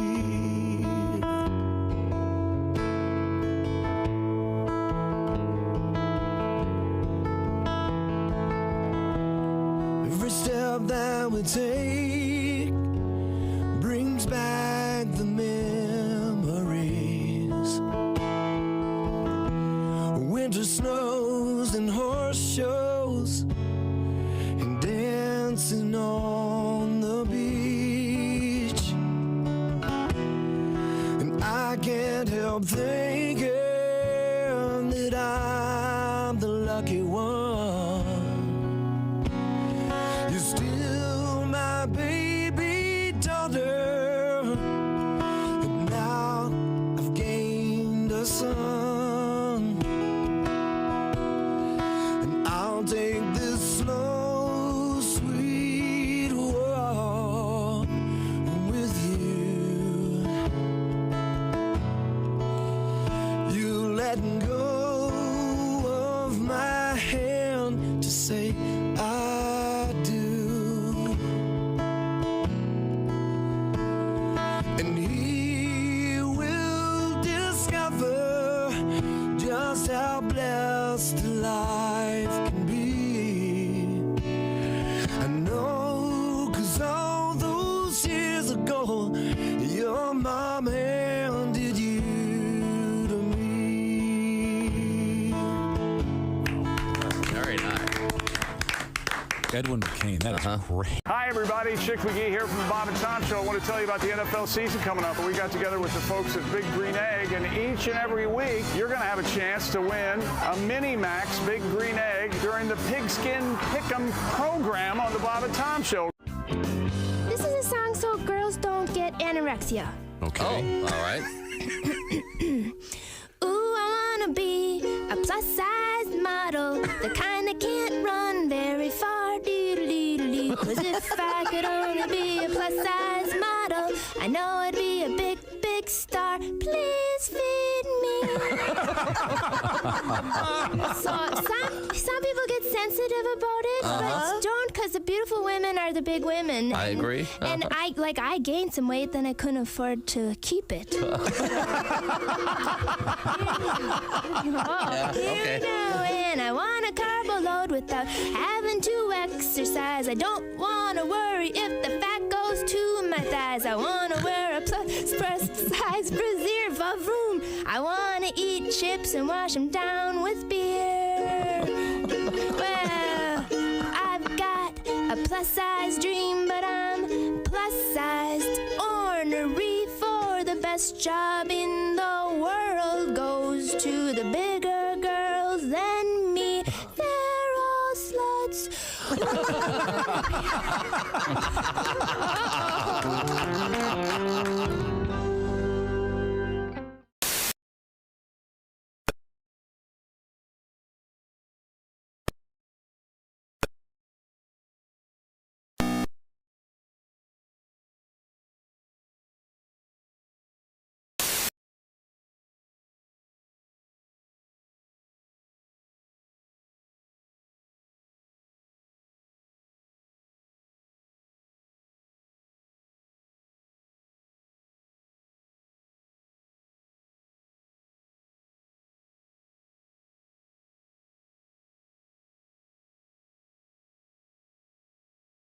Game 40 points scored by a single player is still a record that stands today as the NFL's oldest. Nevers also holds a few lesser-known and unofficial records. Oh, really? Such as highest number of STDs treated in a single season. And the longest winning streak with road horse.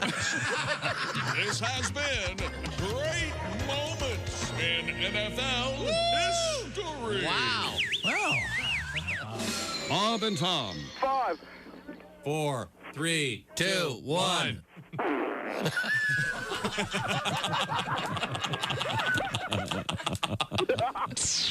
They put the F in professional. An overturned truck spilled 42,000 pounds of beer onto a West Virginia highway the day after Christmas. Damn. I just picture hill folk crawling out of the ditch immediately. Like the second the beers hit, all of a sudden there's 30 people. Oh, get him, Barry. Go on, get him, grab him. Give me that straw. I mean, they didn't ship it in a big tanker? No. You're thinking of gasoline. Yes, gasoline goes in big tankers. I've seen one filled with fat. It said, this fat is not edible. It's used for something else. Non-potable fat. Tanker. Here's one of the fattest things I've ever done. Oh, God. Somebody once put a sign on my back that said, this fat is not edible. It is just used for other uses. Is that what you wanted, chick? Lord Coretta's a fine young comedian. Are you a health guy? You run, you look very slender. And I'm not a big health guy, although I'm healthy. I just had a complete physical, and unfortunately I'm at that age where you get the real intense physical. No, yeah. I hope I'm not sharing too much, but the doctor actually stuck a camera in my rectum. It wasn't part of any procedure. He just suspected that his nurse was stealing from him. Morning laughter just might be the best medicine. If you want to turn your daddy parts orange, eat some Cheetos and watch some porn. Hey, welcome back to the Bob and Tom Show. Christy Lee at the news desk. Hello, Chick. Hey, there's Pat Godwin in the performance room. Hello, Chick. A big song coming up from I there. hope so. There's Willie Griswold. What's up, man? There's Josh Arnold. Hey, Chick. There's Ace Cosby. Hey.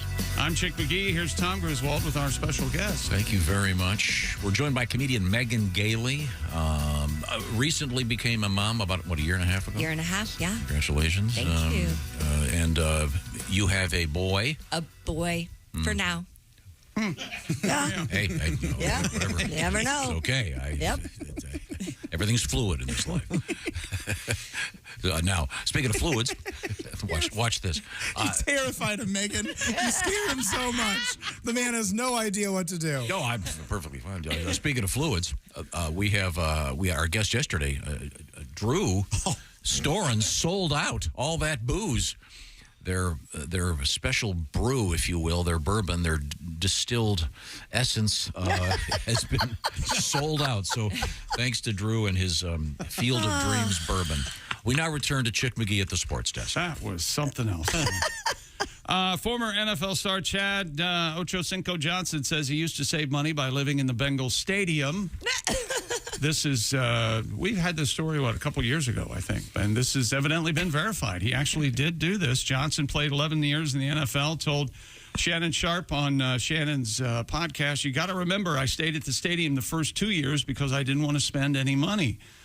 Why are you telling me to go rent a house, go buy a house, go rent a condo when everything I need is right here at the facility?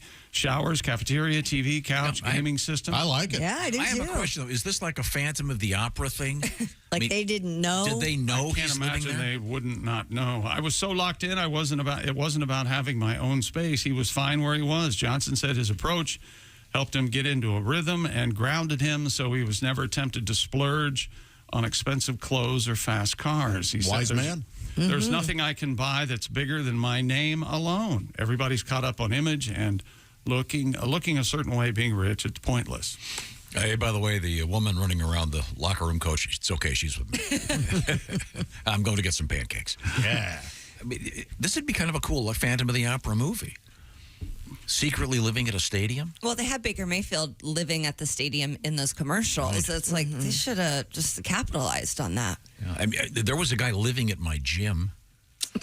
Oh, yeah. Now, is this... I think you ratted him out, didn't you? Yeah, I think so. Was this really happening, or you thought this? You saw the guy, right, Pat? Oh, I did, yeah. Oh, my parents go to that gym. Was it my dad?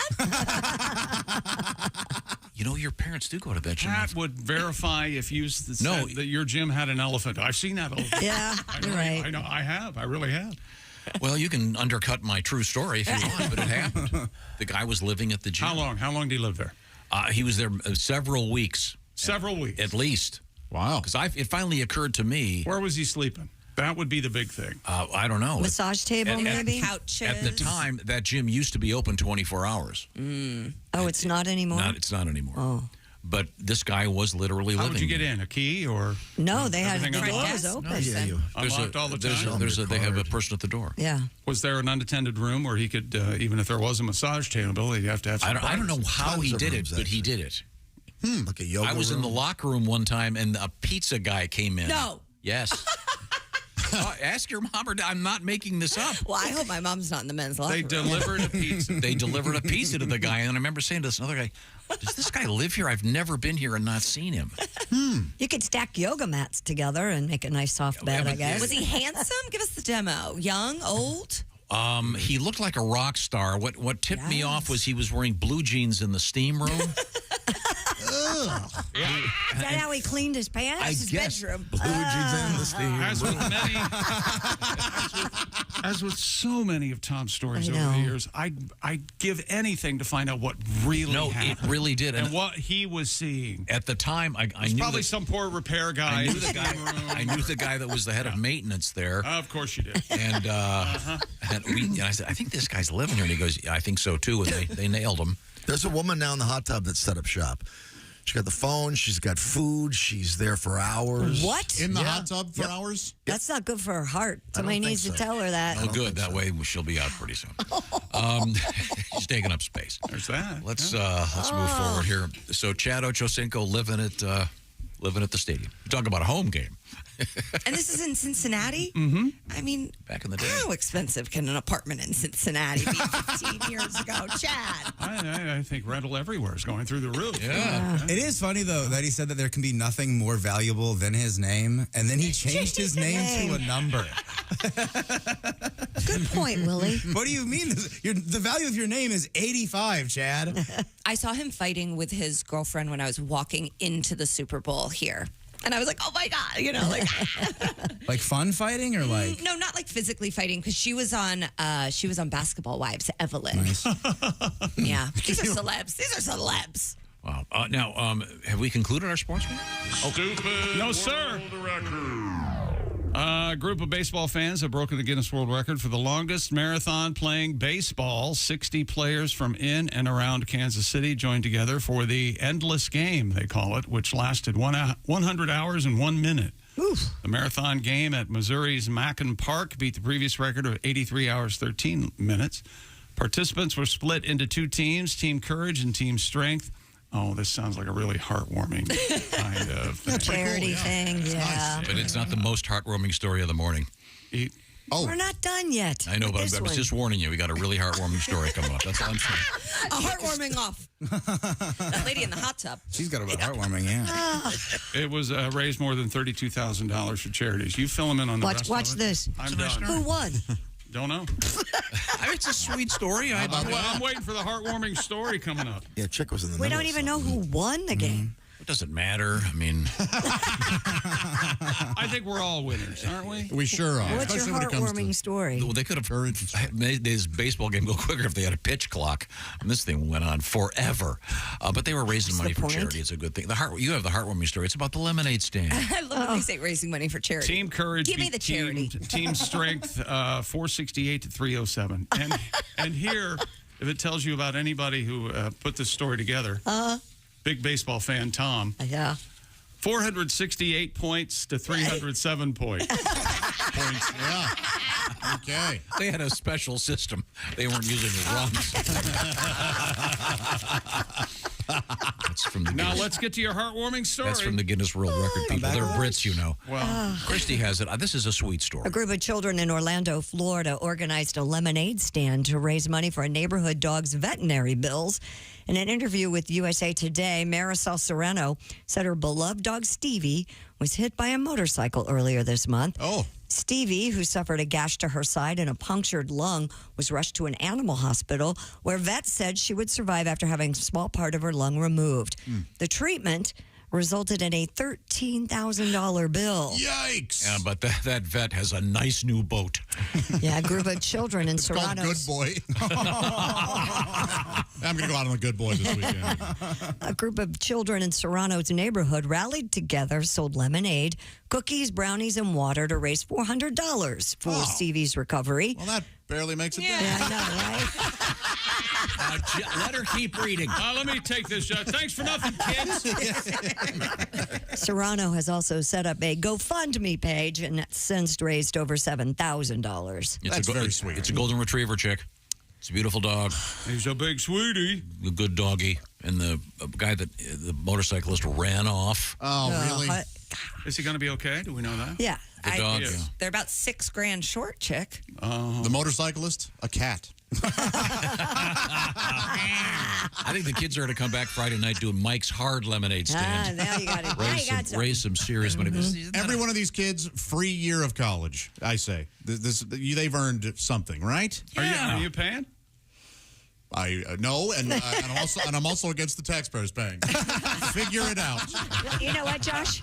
It's in Orlando, so they can go there for free to college in Florida. So You can? Yeah, if you're a state resident and go to a state school. Oh, I didn't know that. There's certain books you can't read. It's Florida. Oh, get over it. Oh, sorry, Josh. Have you read The Color Purple? The P word is said 3 times in page 1. They don't want second graders reading that. That's the only issue there. It's my favorite book of all time. It's the P word, huh? Yeah. It's a wonderful book. But Yeah, you can't say purple? Can't say purple? Okay, now, on a lighter note, the dog Stevie is named after Stevie Nicks from Fleetwood Mac. Isn't that sweet? Oh, yeah. What a tribute. What a nice tribute. Hey, Well, Stevie. Stevie does kind of look like a golden retriever.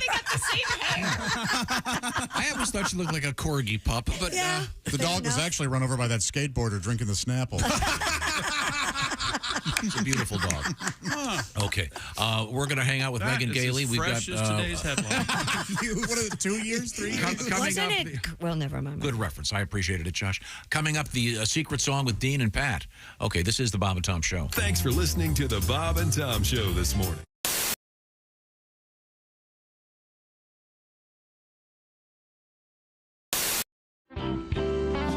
Now, we have a request. Christy, do you feel like doing a little something over there? Something like what? Well, we have a request for Christy does a thing she does on occasion on stage with Henry Phillips. And I see what they you're are going to be working together. Oh, I don't know. We were going to use that as a tease to get people to Wiley's on Saturday to see the big. Well, I mean, the big show. The big that'd be nice, but duet. there are a lot of people who can't make it. Didn't we hear a new version of the? Wasn't it? Oh yeah. Did you guys ever? Yeah, we did get that. Oh, cool. We played that. Yeah. Well, why don't we? Can you do the original? Do you know? That's the more politically correct version. Mm-hmm. Have you ever guys tried this on the air here? Have we? Yeah, I think we have. I don't know. Gosh, Henry, it's been so long since I've seen you, and I just thought that would be great to kind of maybe sit here and talk about some things like the weather. Have you noticed how hot it's gotten? Oh my God, and the humidity. She's talking again. I have some friends that have shown really up bugging at me. the She's beach talking again. wearing the most ungodly It's outfits. so embarrassing. I look at my friends. I don't know what women are thinking. I think these she's days. psycho because she's talking and talking and talking and talking and talking and That's great, talking. but you know, at least make sure your surgeon gets your nipples in the right place, because I hate it when they skew left. God, what is that all about? You would think. She's talking again. I need a cigarette. She's talking again. Here's the other. I wish we never met. She's talking again. She's like a TV set. She's talking and talking and talking. I'm gonna go insane. Cellulite was something everybody. I'm in has, horrific so why pain. would you even do that to yourself? And then I think she's on cocaine. Your stomach looks like a battleground. Maybe I need some because she's talking and talking and talking and talking. I'll tell you what. If she I wears that don't bathing care suit about one a more word time, I you am say. gonna have to- You I don't know. already told that Strap stupid her to her story rooms and anyway. she's a I'm bitch. gonna get a 38 and blow myself away because you're talking. You look at yourself in the mirror and go, this is as good as I am ever going to look. Oh, my God. And to go out in public like that? What is she thinking? I was at a black tie event She's the other night. talking again. The girl had on It's really the dress. bugging me. She's talking again. In a beautiful It's tuxedo. so embarrassing. I look at my friends. Unbelievably low I think cut she's dress. psycho because she's I talking couldn't and believe talking it. Here we are trying to raise money for a charity and her breasts are hanging out. She's talking again. Oh my God, she's 55 years old. Come She's on. talking again. What's your age? What are you trying to prove? She's talking we all know again. that once you start drinking, you're going to hit on your husband's best friend, and that is not She's attractive. talking again. Yeah, right. See what you miss when you're gone for just a couple of months, hon? Wow. Christy Lee, along with Henry Phillips. I heard something about nipples the wrong way and have you breasts ever hanging seen out. that? Skewing the wrong way? Yeah. Sometimes they put them back, they're not exactly Okay, thank you. lined up. Yeah, it kind of looked like Marty Feldman nipples. Is that what they call it in the textbooks? I think so.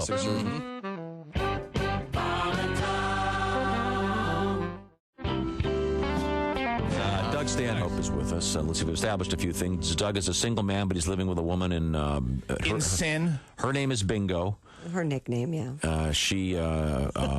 They live in, is it Bisbee? Christy Yes. felt the need to.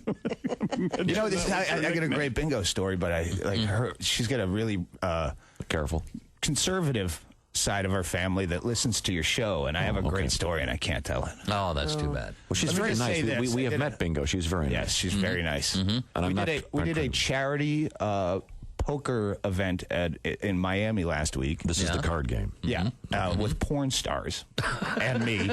Right? Yeah. Because you hear poker. Doug's naked a lot. Did I mention that? You hear poker. No, not anymore. Not anymore. Those days are over. Yeah, Okay. I bloated up when I quit smoking. I just It got all achy. Yeah, I get all bloated and fat, and yeah, I try not to be naked as much as possible. I'm sure Chick can feel me on this one. Oh, yeah, I feel you, brother.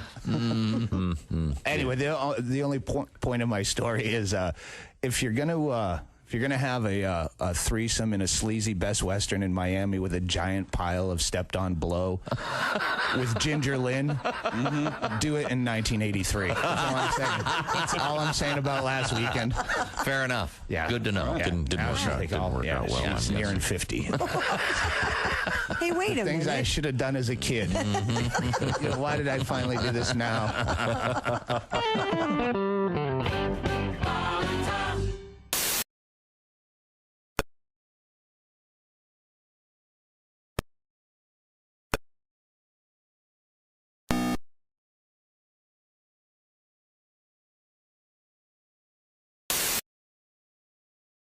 Don't you see, Chick McGee? Your career needs a plan B. You're not helping show where you're going. We don't want to go. Bob and Tom are seething. It's time that you are leaving, 'cause you're not helping the show. No, you're not helping the show. Hi, this is Larry Reeb, Uncle Larry. It's a sick world, and I'm a happy guy, and you're listening to the Bob and Tom Radio. Jimmy Schubert is our guest. But I prefer mobile food myself. I mean, I prefer a food that's had to make it in the world just like I have. I mean, if I'm going to eat food, I prefer food that doesn't come from the ground. You know, because vegetables, you know, they suck the nutrients from the mud. Would you eat mud? No. Then why eat the middleman? You know, God made animals slow enough to catch. He obviously intended for us to eat them. Besides that, what's the fun in hunting a vegetable? Anymore, I can sneak up with a carrot. Some of that stuff's not even food. Celery, that's not food. That's like dental floss trapped inside of carbohydrates. I was reading about celery. You know, there's 4 calories in a stick of celery. 4. Takes your body 6 calories to process. A stalk of celery. You could kill yourself eating celery. That's not food. That's slow suicide. The man in the What studio happened? with us is comedian Greg Hahn. You ever driven in a Corvette? What do you I'm a little bit tall for the vet. Are you really? It's a Right. big car. Yeah. Put the seat back. There's an idea. Yeah. How tall are you? I'm 6'4". Yeah. I got a huge SUV. I just look at the rear view thinking I got to get some friends. Rows and rows of seats, nobody in them. I just go from gas station to gas station. Hey, want to ride? Tell them about your 3-point plan for success, Greg. What is that? Where I bought the car is too expensive? Right. My house is too expensive? Right. Knock up a fat girl. I'm out of it. Yes, sir. Mr. Check me out. Success. That's Greg Hahn. Bob and Tom, 24/7. Oh, yeah. Yeah. $1,000 an hour. Welcome back to the Bob and Tom Show. There's Christy Lee at the news desk. Oh, hey, Josh. Pat Godwin in the performance room cooking something special up. There's Willie Griswold live in studio. What's up, dude? Our special guest, Megan Gailey, is here. Hi. I'm Josh Arnold at the IHateStevensinger.com sidekick chair. There's Ace. Hey. Chick had to step away, and there is Tom Griswold. Thank you very much. We're going to be giving Megan her comedy lesson in a matter of moments. She's probably has no idea what's happening, but There'll be a quiz later. Oh, I'm excited. Oh, you. I'm a teacher's pet. Very good. A couple quick items here. Willie, tonight, Don't Tell Cincinnati is the name of the event. Yeah. And how do you find the tickets? Go to my Instagram at willie.griswold. There's a ticket link in the bio. Early show and a late show, gang. Come hang out. Going to be fun. And then while I'm at it, Pat Godwin and Jeff Oskay tomorrow night, Cedar Rapids at the Olympic Theater. That sounds great. Yeah, that'll be fun. And then also we have us. We're doing a special event. We'll be doing this show live with Duke Tomato and the Power Trio and the Brass to Mouth Horns Friday, November 17th at the North Star Mohican Casino Resort in Bowler, Wisconsin. We're certainly looking forward to that show. And you can come and watch us. And then that evening, oh, wait a minute. There we go. Timing. It's all about timing, That Tommy. evening, hey, look, I told the guy to throw the ball. Lady. Look, I throw the ball when I say this. A special show. We've added a second show. First show sold out. It'll be available at North Star Casino Resort /entertainment for that second show. I'm going to take my check from the second show and put it on black at the roulette table. Ooh. All right. Yeah, 22, black 22. Very That's nice. the number. Excited. All right. Yes. Okay. Now, do you have any big bets this weekend? Yeah, I made money on the Lions last night. I've got Colts. I've got a bunch of weird bets. It's too boring to talk about. I'm getting real degenerate. People love this. People love this. I'm doing a lot of one team scoring 3 times unanswered. That's like my new favorite bet. So I'm going to hit that a few times over the weekend. Wow, that's a weird bet. We should do that every week. We should have the Willie, what would we call Gambling it? corner. Yeah. You know what I've been doing a lot is betting on whether the score is going to end out odd or even. That's because then you're like praying, like you're like, oh, they're already up by 20, but they should really go for a 2-point conversion Truly here. just chance. Yeah, it's not great, but I'm having a lot of. I'm up. I'm all time up. I'm finally back up, you guys. I like Christy's idea, though, the weird bet of the week. There you go. Willie's weird It bet has of to the be. week. It has to be a really sort of abnormal off. Willie's weird wager. Yeah. Oh, there you go. What I about knew there was this? a name. It was Aaron Rodgers rushing touchdown this week. Super weird. No way it's going to happen. Yeah. I don't know, but if it hits, payout. The odds on that. Yeah. We did a multi-season long bet once with Jeff Saturday. Oh, that's right. I think it was either 5,000 or It was it was 20,000, 10, 20, whatever something like that. It was It was $20,000 to a charity. That he would not score a touchdown. Well, I was going to ask, was it for him to become coach? Because that was a long shot. Yeah, but he did it. So the money went to Yeah, charity. he sure did. He scored a touchdown. Yeah, He a did. rushing touchdown. AFC Championship. From center. Right? Oh, yeah. Very cool. Very cool. Let's see now. Might have been 10,000 now. Who's where? Okay, we're going to be getting organized for a special treat. Yeah. Coming up in a few minutes. In the meantime, we have completed our sportscast, and we have Christy Lee at the news desk. What have we missed? I know you love these studies, Tom. There's a new one out there that tackled the question, at what age are we our happiest? Interesting. Do you have a guess? Happiest? I would say 4. Yeah. I'm thinking 5. 3, 4. I peaked in high school, so 16 for sure. Well, a team of scientists evaluated trends in nearly 500,000 people. So You know what, quite Christy? a sizable study. I don't think I've had my happiest year yet. I think it's still ahead of me. Well, that's a nice way to I look mean that at in a it. nice way. Wow, you know the word delusion? Oh, that's what you're laughing at? Just how wrong I am? Look at the world, buddy. Burn it down. Are you kidding me? They found that life satisfaction decreased between the ages of 9 and 16. Yeah. Then increased slightly until the age of 70. That's because you get your driver's license. No, I'm serious. I mean, that freedom is something. I think that's... But so many kids don't get their driver's license. Yeah, no one wants That's it why now. they're such Weird. miserable pricks. Yeah. Anyway, then it decreased again until the age of 96. What, then you're happy again at 96? then you're dead. You know what's the phrase? The relief that death will bring? Yeah. Yes. Researchers attributed the initial decline to well-being to changes caused by puberty. In the very late adulthood, well-being tends to worsen as physical performance decreases. There you go. Your health often deteriorates and social contacts diminish, not least because their peers, of course, pass away. So, this is not a happy story all my at friends and brothers and sisters. Heartwarming story of the day. Yeah, Dude, this isn't happy. Hanging out with my grandma, it's so funny. She'll just be like, "Oh, Dan died yesterday. He died yesterday, so now we can't play board games tomorrow." And so if you want to come over tomorrow at 10, it's open. But she's on to the next. She is. Dan is out. Dawn is up. I want to... my mom, who lived to be 96 years old, and she loved the facility where she was the last decade of her life. And she lived to 98. She just wanted 2 years of peace. I told Tom. Yes. I told Tom. Yeah. Tell him I'm dead. One of the things that they had that really troubled me, everyone had their name on their room. Yes, And they do that. I'm not making this up. Like a freshman dorm? Yes. But they were, you know, those things like that thing Chick has. It's the thing you have in your desk with what is it, embossed or engraved, whatever the word is. Where you can slide it out. Yes, I swear to God, it was a slider thing. Yeah. What is it? Nameplate. A nameplate, yeah, but it slides in and out. And the problem was, I remember getting there one day to go see her, and across the door right across from her, the slider was gone, and I knew. Oh, there goes Bessie. I knew Edmund was pushing daisies. Yeah. I used to work at a retirement community, and on weekends, like if I was going to be gone on Monday or something, they go say bye to everyone you really like. Yeah.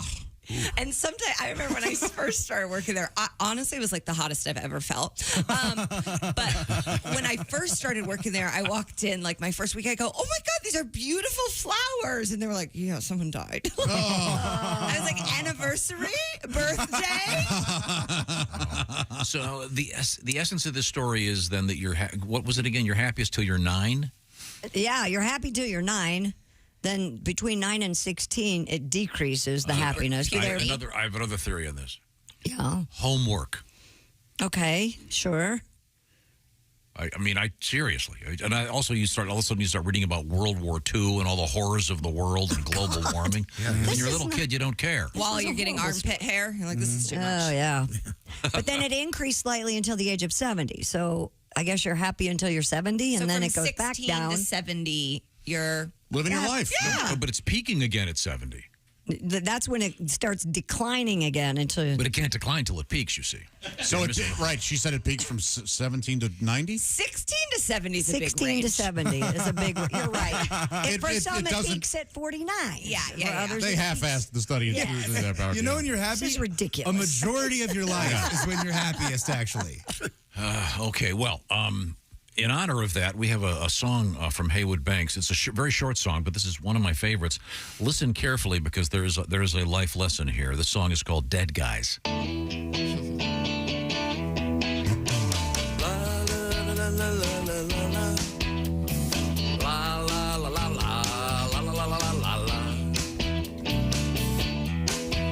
I am older than a lot of famous dead guys. A lot of famous dead guys didn't live as long as me. Oh, sure, they accomplished more in a lot less time. but they are dead, and what good does that do you? La la la la la la la la la la. La la la la la la la la la la. Now if I become real famous and they know me around the world, when I croak everyone can say he sure didn't do as much as some other dead guys. But he had more time to do it in. La la la la la la la la la la la. La la la la la la la la la la. Hey, Ernest Haywood, a classic. Thank you. That's my favorite. My favorite cartoon ever is a guy shown from the back holding up a newspaper. Mm-hmm. So it's old. Right. It was in the New Yorker. And he's looking at the obituaries. And the headlines are 20 years older than you, 4 years older than you, 20 years younger than you. Oh, is that how? Exactly your age. Yeah. Is that how one starts to look at obituaries? I think so. Absolutely. I think it's my mom looks to like see my friends. Yeah. There. Yeah, And then my she can mom will call call and tell me. Yes. Or she'll go, hey, did you know so-and-so in school? Yeah. I'm like, yeah, No. well, they're that. I'm like, Dad. Oh, she'll go, you know so-and-so and Yes. so-and-so. And I go, no. And she goes, tragic car accident. I'm like, I don't know them. I don't know them. What section of the newspaper are the obituaries in? Obituaries. The obituary section. It's its own. Yes. Yeah, it's like labeled. lifestyle. Have you not seen an obituary? It's also When I was a kid, my grandma would look at them, but I didn't know. It's also extremely popular, and a lot of them have for older ones, they have a paywall. Mm-hmm. Oh. I'm not kidding. If you want to go to Right. a certain city in their famous paper and you want to look at their obituaries over time, I see. There's a paywall to get into the obituaries. It's a serious business, and they also make a real big deal now out of who wrote the obituary. The Sunday paper we got as a family did not have a separate obituary. I think they were taking it out for your small little brain. I don't It wasn't think so. like Your like child brain. No, I knew what you meant.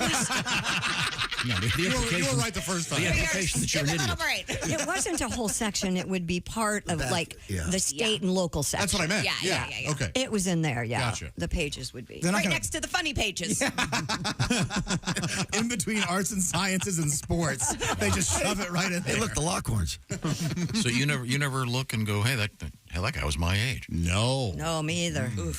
Yeah, not me neither. That's why I've missed a lot of funerals. Sorry. Right now, I want to remind everybody that Josh is a homeowner. And you can't die with a bank all that money. But you're fixing up your place, right? That's exactly right. Angie, thanks to Angie, I'm getting all my things done professionally, and they're actually getting finished, which is nice instead of me just trying to do it myself. Angie's made it easier than ever to connect with skilled professionals. So all you have to do, go on that wonderful Angie app or check out their website. Angie has over 20 years of home service experience. They've combined it with those new tools to simplify the whole process. Go ahead, answer a few questions on the site or the app. Angie can handle the rest from start to finish, or help you compare quotes from multiple pros like I did when I needed some chimney work done and some fireplace stuff done. I went on there. They gave me the best price with the best people and the best timeline. I connected with them instantly and got that taken care of. You can take care of just about any home project in only a few taps, because when it comes to getting the most out of your home, you can do this when you Angie that. Whether it's everyday maintenance or a dream project, Angie that. Download the free Angie mobile app today or visit Angie.com. That's ANGI.com. Thank you very much, Josh. Coming up, the secret song. I don't know what it's all about that Dean and Mr. Godwin are cooking up. We're also hanging out with comedian Megan Gailey. This is the Bob and Tom Show. Hi, this is Kostaki Economopoulos, and you're listening to Bob and Tom Radio.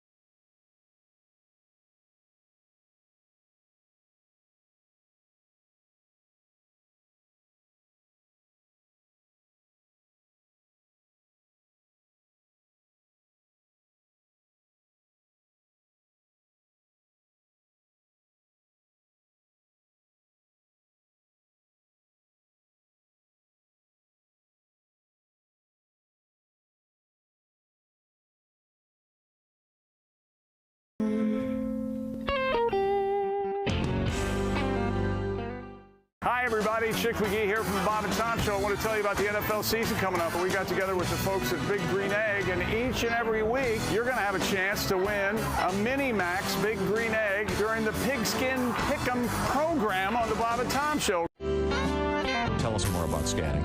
Well, it's it's like in the traditional jazz sense. It's the scoot up, beat a but I mean, I don't do that. I do it to classic rock only. Right. The most famous scat is probably the worst ever. Frank Sinatra. Frank Sinatra, a great artist, but the doobie, one of the worst, absolutely terrible scats. But yeah, but I mean, it's hard. Like if you're in the car and you're listening to Led Zeppelin, it's hard not to do the bow bow bam dum doom cack cack doom bam bam bam bam doom cack cack doo. You know, so brilliant. Yeah, sure. Yeah. Mm-hmm. So I've got the notoriety came from the AC/DC, which really took sail, which is the dum dum dum dum dum Bidun babwayon all dum dun dun padum padum padum padum dun Bidun babwayon all and my girlfriend's like, most people sing the lyrics. That's true. Okay, I can scat Amos Moses by Jerry Reed. Oh yeah, let's hear it. Please. On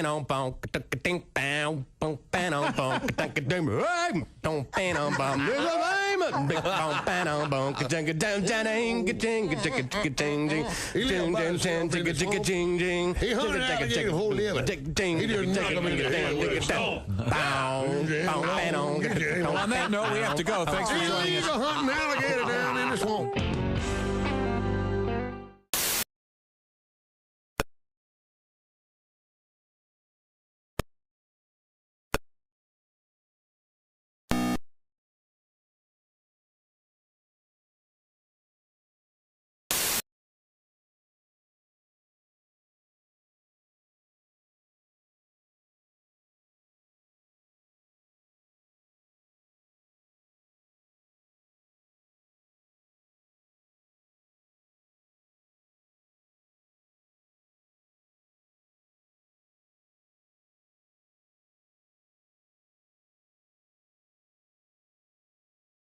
Christy Lee at the news desk. Well, hey.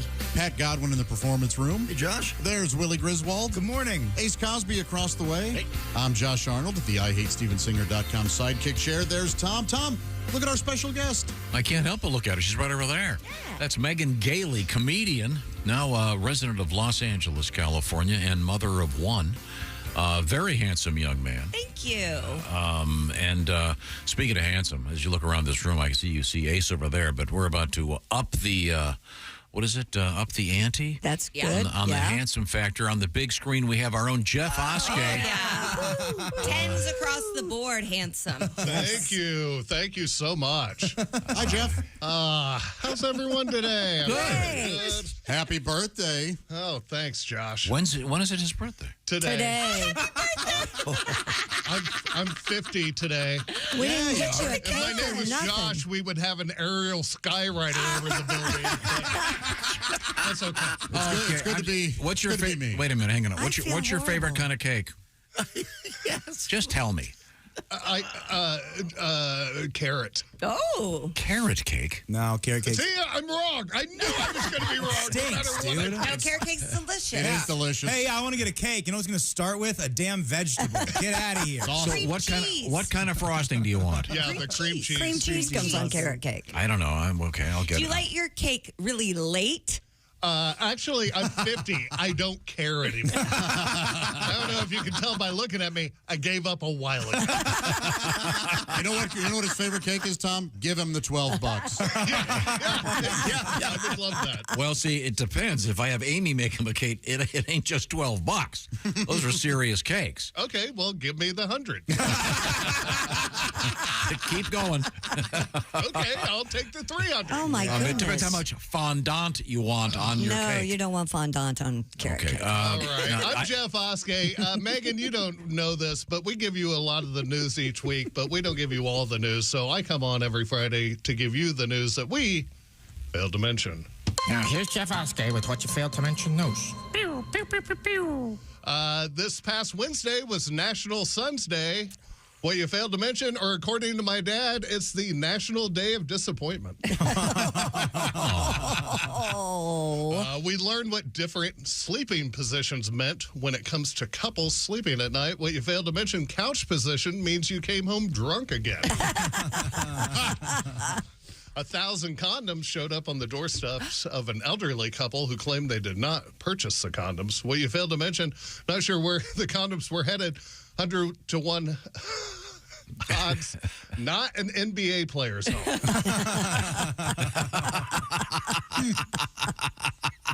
A man found an ancient gold necklace while at work the other day. What you failed to mention, that's a pretty good find. The most common thing people find at work, rising health insurance premiums. It's very, very common. This week we learned about rucking, carrying a backpack with weight on a hike. What you failed to mention is all fun and games till you ruck your back up, have to go on rucking disability, try not to get hooked on rucking opioids.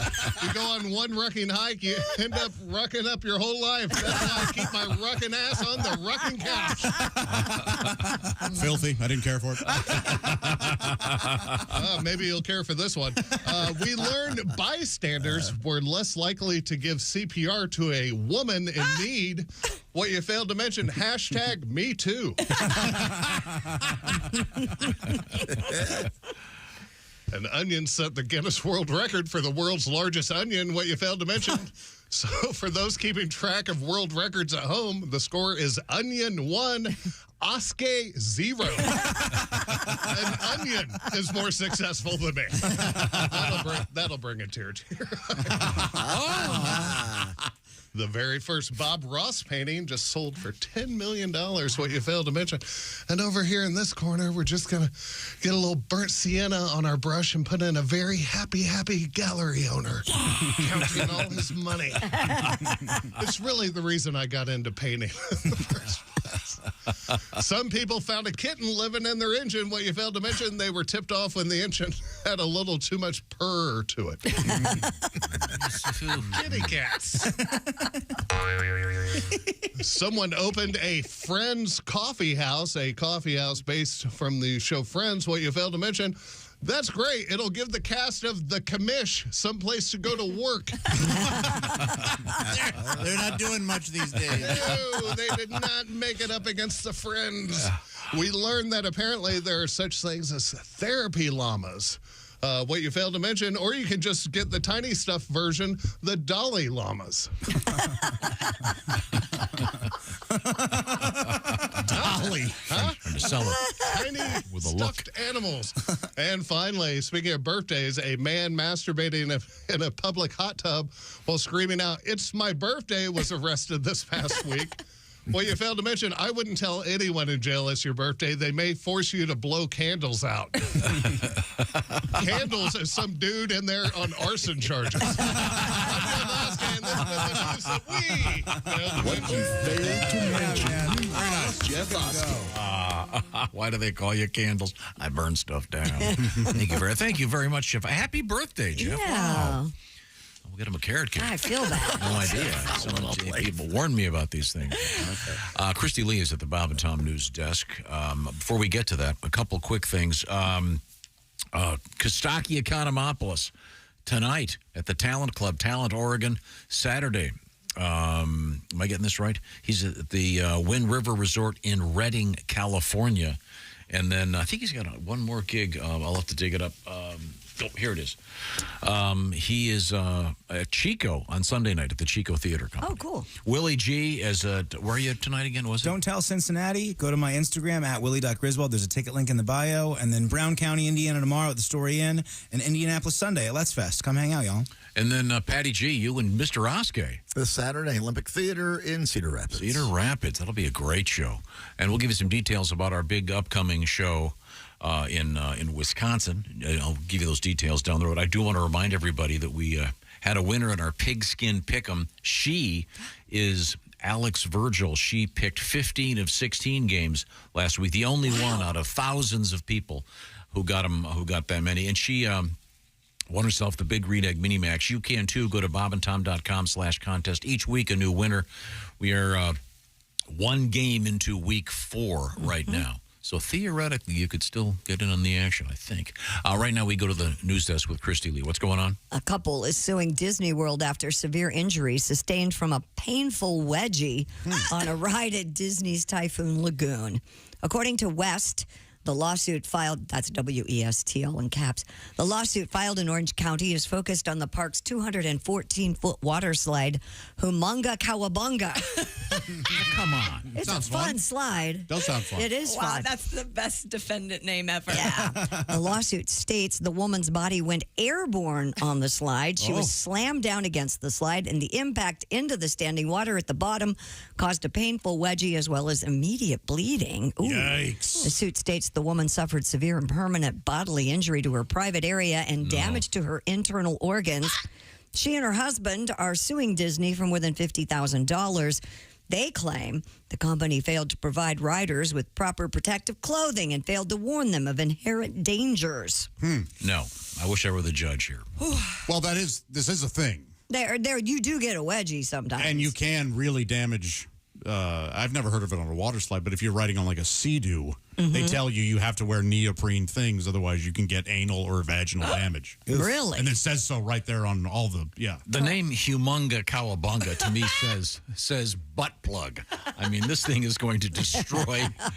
It is, because Humunga Kawabunga, I was supposed to really break ground in the plus-size drag queen industry with that name, and now I have to find a new name. Yes. Kind of a bummer for me. Apparently, if I'm not mistaken, they tell you have to keep your legs crossed. Yeah, and your arms like this. Yeah. But she across flew out of your the shoulder. air. So she couldn't keep her legs crossed. Oh, I see. Instead of $50,000, I'd give them 2 one-day passes. And About the equivalent these days. that's what I'm saying. Don't get me wrong, I wouldn't get her anything, but I could see how this could happen. Oh, yeah. Yeah. You take your chances. You're having fun. Right. They should have their own. They have a jail cell there, right? At Disney World? Probably. I think you're thinking of the Eagles Stadium. Yeah, they do. They do, absolutely. I bet they do have a Disney jail. I don't know about Disney, but there is a jail at Kings Island in Cincinnati. So if Kings Island has one, you know that Disneyland. Disney it's a World long does. story with Willie. Yeah, I'm making my return to Cincinnati this weekend. Oh, and Kings tell the Island, story. if you're worried, I will not be coming because I am not allowed to go there anymore. I think that you've outgrown that. I think they would allow But if you they had in. did they, like, for example, Megan, at the Eagle Stadium, do they have... They had a judge. That was my question. Do they have like a little mini court so they can decide what to do with you during the game? They had a judge too, so it was like the very quick and speedy trial. Your judge, it is the mascot Gritty is the judge, and he's not very impartial. I'll tell you that. So at Disney World, obviously, Goofy. Well, lucky you got Goofy today. Yeah. Minnie's Minnie will kick your ass. She's like the Judge Judy of mascots. Yes. She's tough. Yeah, she is tough. Wow. You ever had a wedgie so bad that you had to? Yes. Me? No. Ever had a wedgie so bad you think you deserve $50,000? No. Well, in any event. Wore a thong once that was real uncomfortable, but Yeah, I remember my friend Andrew, my sister's boyfriend. He went on one. I think it was like the Das Dukas. I think it was called in Florida. When you say my sister's boyfriend, you sound like you're 14, and you're talking about he's the quarterback. He's really cool. He lets me smoke cigarettes in his car. Janny's a cheerleader. Well, no, but I mean, there is not a good word in American English anyway for the. Yes, you say my sister's dick piece. Yeah, I believe is what. Have some fun with it. In polite society. And then, so she wouldn't be the girlfriend, smarty. What would her name be? Well, say it. You can't say You can't say it. She's listening too. Yeah, I remember Andrew had to have like a D. They had to get some needle nose to A get that thing. surgical wedgie removal? No, but it was serious. Wow, yeah. Maybe they should name the ride the Enema Ride. Yes. Okay, well, Nudist barbershops are in the news. They're cropping up in Brazil. The naked format allows customers to come in wearing only their birthday suit and get their hair done by stylists, you guessed it, in the buff. According to Vice News, there are currently 4 nudist hair salons spread across the country. I meant a little off the top of my head.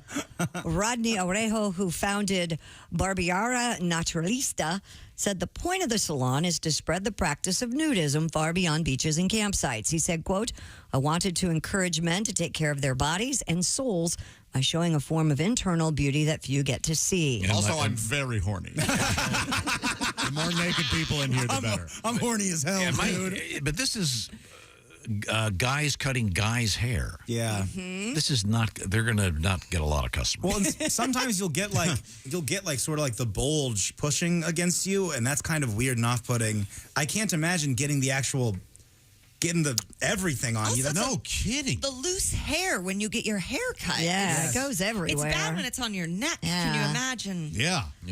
What? Hey, how come your gluteal cleft looks like you got a rabbit in there? One client, Pietro Casab, says he's not a nudist in his daily life, but finds the experience of getting his hair cut by Rafael Hakoma freeing. He said the atmosphere in barbershops have always been very masculine, too masculine. So this type of experience breaks away from that model in a big way. Loose penises always make something less masculine. Yeah, exactly. Too masculine. Yeah, I've always found it super macho when the guy blows the hair off the back of my neck. Well, you scared me there. It's a chain with super butts. That is not going to take Yeah, off. just talk about the game, dude. Just get a little small talk going. It's fine. It's no big deal. Actually, Willie, you know how I have I'm very open-minded when it comes to people in relationships. Sure. It doesn't matter. I don't care. But I don't like guys who wear fingernail polish. You know that for whatever reason that really bothers me. Yeah. When Machine Gun Kelly was dating somebody 2 years ago, and Josh just couldn't handle it. He had no idea. For whatever reason, I'd rather watch 2 dudes make out than one guy wearing fingernail polish. I will not let a guy. I won't have a guy cut my hair. Really? Yeah. I had a theory for a while. Yeah. I prefer having a woman or a gay man cut my hair. Yeah. Because I want someone that's cutting my hair that thinks I look handsome. When it's like another fella, he's just going through the motions or whatever. That's exactly part of it Or for like me, too. some style. I mean, I won't see a male gynecologist. No, really? No, absolutely not. Even though they're smarter than female guys? For the record, Megan's laughing. Am I? I don't know. The naked, that's not going to work. Well, it's working in Brazil. They've got 4 Brazil's of them. most famous thing in all of Brazil is butts. And the wax. Giselle. Yeah. Butts, That's right. Wax, fascism. They got a few things going on down there. The Brazilian wax. No thanks. Yeah, that of course. I hate to make the connection, but obvious. There were a lot of Nazis that moved to Brazil, and I think the waxing process was first thought of by Goebbels. We'll He get can him. be torturous. We'll get him to talk. Pour wax in his pubes and yank him. I know where those bomb sites are. How do you tip a guy when you're naked, by the way? What do you do? Oh, well, you can tip him or you can tip him. Yeah, do you want what kind of tip do you want here? This is disgusting. Coming up, we have our big secret song. Is that correct? I sure hope so. I am so looking forward to it. Right now, I want to talk about my friend Steven Singer. He's got something going on right now. He's always got something going on. You can find out what's happening at Steven Singer Jewelers any time of year, any day, anytime by going to IHateStevenSinger.com. But right now, Steven's all about love. And about the love of diamonds, real, natural, earthborn diamonds. It's also kind of about hate. Well, you find him at IHateStevenSinger.com. And I got to tell you, he hates those laboratory, lab-grown diamonds. No, thank you.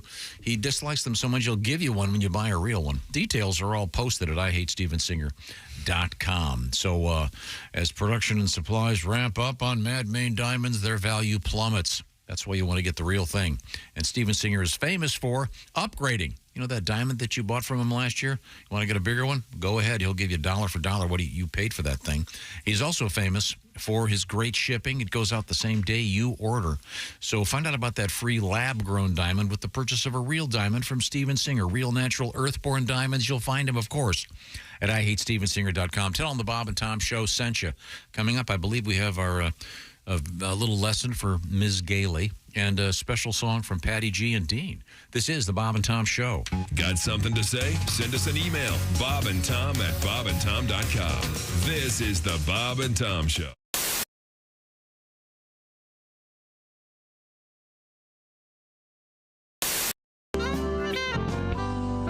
And you're strapping on a guitar. Now, what are you going to play your new one here?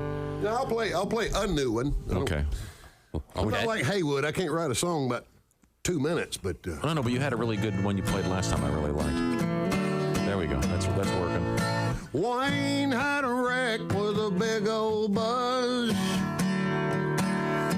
You couldn't tell what kind of car that was.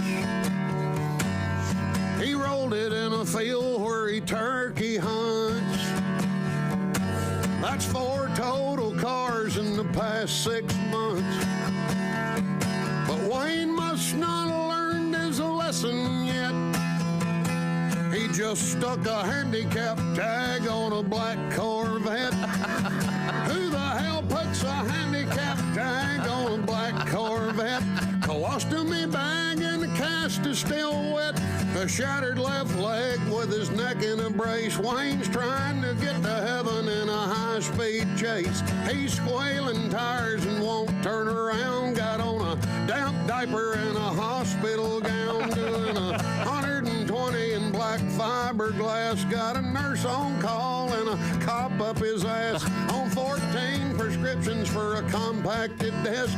Wayne's doctor's worried and his wife is pissed. And the news chopper chasing him up in the air. Wayne could give a damn about Obamacare. And his Allstate agent's getting all upset. Who the hell puts a handicap tag on a black Corvette? Amen. Let's do the big Bruce Springsteen in it.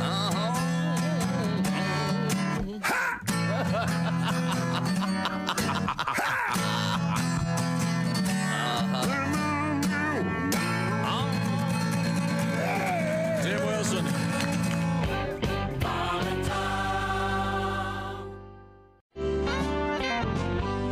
No, Tim has his guitar out. Are you going to See, I hate Florida.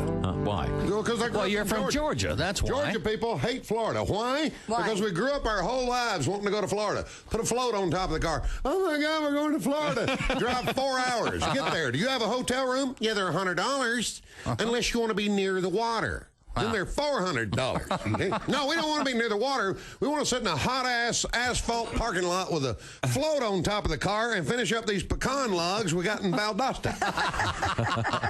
So then a hurricane comes. They evacuate back to Georgia. Oh, my God, do you have a hotel room? Yeah, they're $100, unless you want to be away from the water.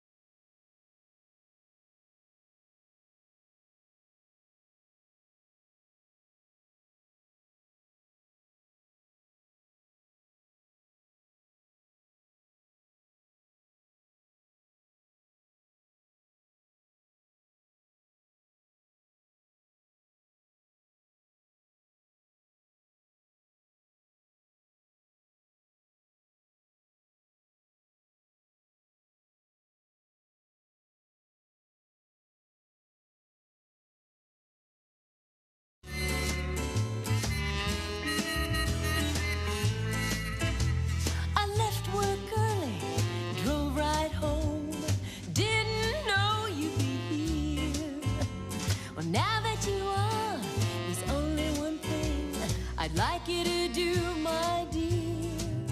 Honey, pull up my skirt, undo my blouse, peel off my pantyhose. Baby, take off my bra and my spiked heels. Honey, take off all of my clothes. Take them all off, baby.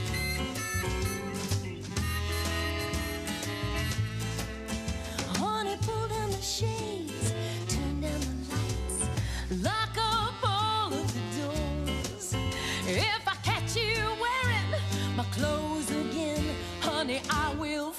for divorce.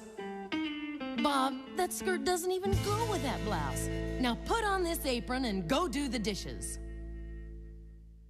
Hi, this is Augie Smith, and you're listening to Bob and Tom Radio. Yes, I have been doing lots of research, and now if you tell me who your favorite band is or what your favorite movie is or even what your favorite book is, I can tell you what you are saying about yourself. Okay, Christy, can we start with you? Do you mind? Christy, All right, favorite My band? favorite movie. Road- Man, is it no Roadhouse, movie. did we say? Not Roadhouse. Okay, That's not the movie Roadhouse. that you can't turn away from. Favorite movie? My favorite movie. Yes. Breakfast at Tiffany with Oh, my Audrey God. Are you Hepburn. serious? Yes. Oh, Okay. boy, that's going to be a really mean one for me to start out on. I can Ooh. tell you what you're saying about yourself is I'm not nearly as cute as I think I am. That's what that says about you. It's awful. Oh, It's okay. It's okay. I'm sorry. I hate to start off on such a mean note. I got you. How about your favorite band, Christy? Say Michael Bubble or Can I whatever. say the hell- Maroon 5? Sure, Maroon go ahead. 5? Yeah. Okay. If your favorite band is Maroon 5, what you're saying about yourself is, man, 10% off every purchase? This Gap credit card was the best decision ever. We were talking about something earlier, which is when you're on a plane. Sometimes you don't want to talk to people. Sometimes you do. I make sure that I have a headset on all the time. See, I used to do that all the time. I do the same, but I had a guy tapping on it. No way.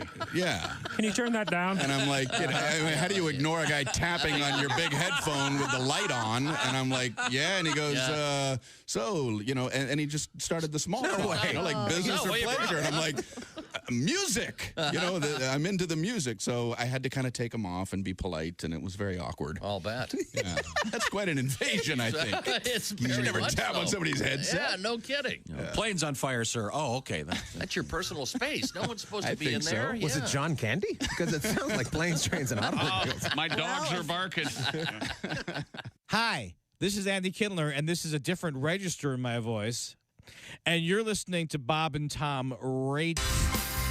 Welcome back to the Bob and Tom Show. Christy Lee, my gosh, Hey, over there Josh. at the news desk. There's Pat right. Godwin. Hey, Josh. And I believe you have a special accompanying musician with you. Yeah, I got Dean. Find out about that in a second. There's Willie Griswold. What's up, dude?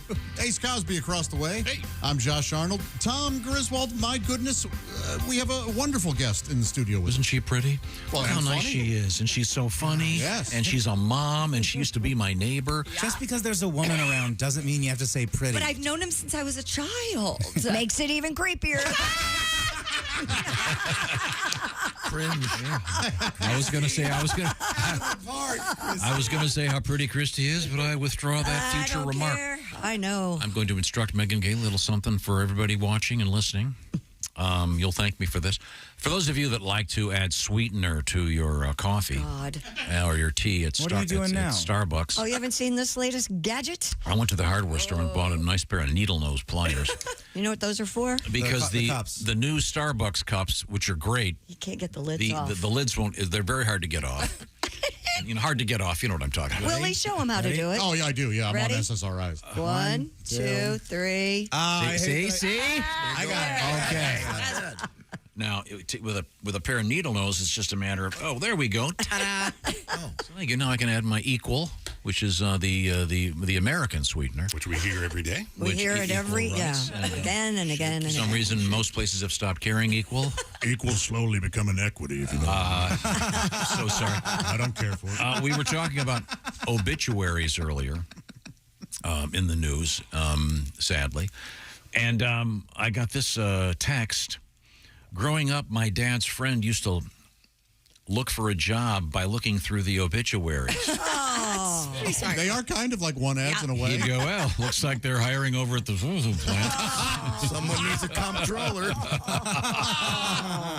Amazing. Man, that's kind of rough. I think they used to also, people would rob houses. They would look Yeah. at when the Yeah. funerals were going to be. Yeah. And then Irish people, we would have someone like sit in the house. One person had to stay back. Are you serious? Yes, they could get drunk alone and watch the goods. No one touches the china. Same thing. Yeah, same thing for weddings. Yeah. Absolutely.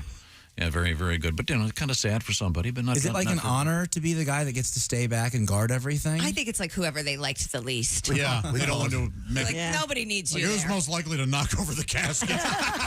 Uncle Seamus, you're staying. Lock the liquor cabinet. That's why I got the name Seamus. He shamed all of us. Yeah, he barfed into Uncle Chuck's casket. That was a mess to clean up.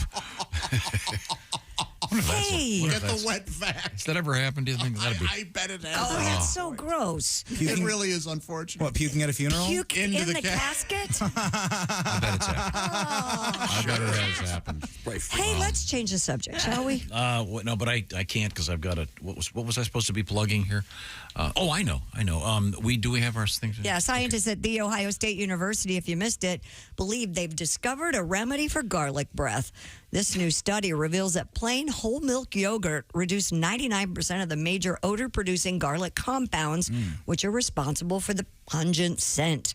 Researchers hope to follow up their lab study with human breath tests. It seems to me like that would be pretty easy to do, but the senior study author, Cheryl Beringer, professor of food science and technology at The Ohio State University, predicts Greek yogurt with a higher protein profile than the whole milk plain yogurt may be particularly effective at getting rid of garlic breath as well. Whose breath were they sampling if they weren't doing I guess humans? mice must really like garlic. I don't know.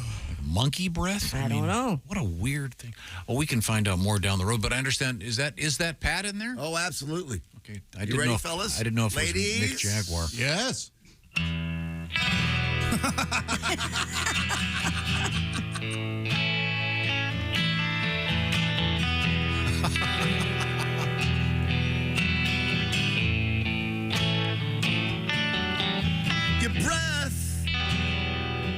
Your breath's so bad. It's all the garlic bread you had. Wow, you ate 2 loaves. Smells like you're chewing on garlic cloves. Your stinky breath is killing me. It's worse than if you gargled pee. Know how much I can endure. They say that there's a yogurt cure. The yo play didn't work. You still reek, it's been a week. Don't mean to be a jerk.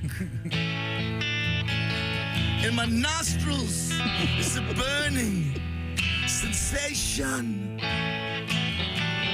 And it's useless, this milk bacteria fermentation. You don't have time for subtle hints, but you need to chew this case of mince. No more Italian food for you, unless it's just tiramisu.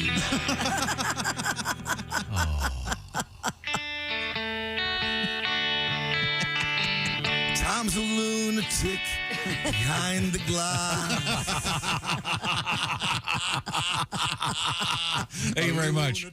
A lovely tribute to Pink Floyd. Oh, it is. Sorry. Patty G. Stink Floyd.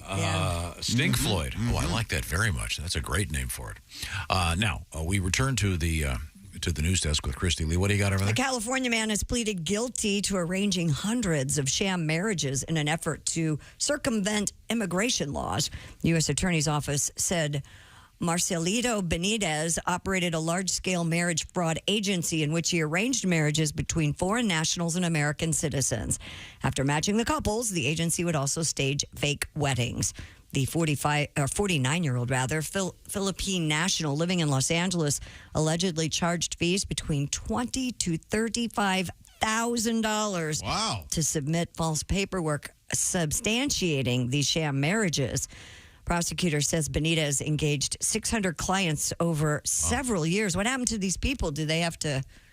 They ship them back? What? These folks stay. Yeah. They paid. They went through all this trouble. They got a fake wedding? Yeah.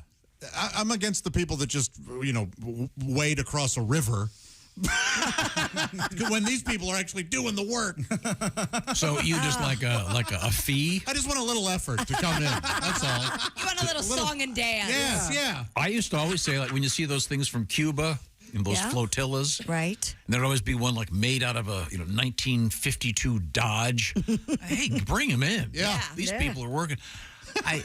Was there a sitcom? There was a movie with Ryan Reynolds and Sandra Bullock about this.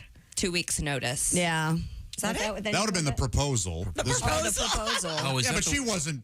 Is that the one where they're in Canada and it's that is as boring with Betty White. Betty White's in it. It's also 90 Day Fiance, That's a where it's dreadful like you see those people and you go, I don't think they're a favorite match. TV show. That's your favorite? Oh, he loves it. Yeah.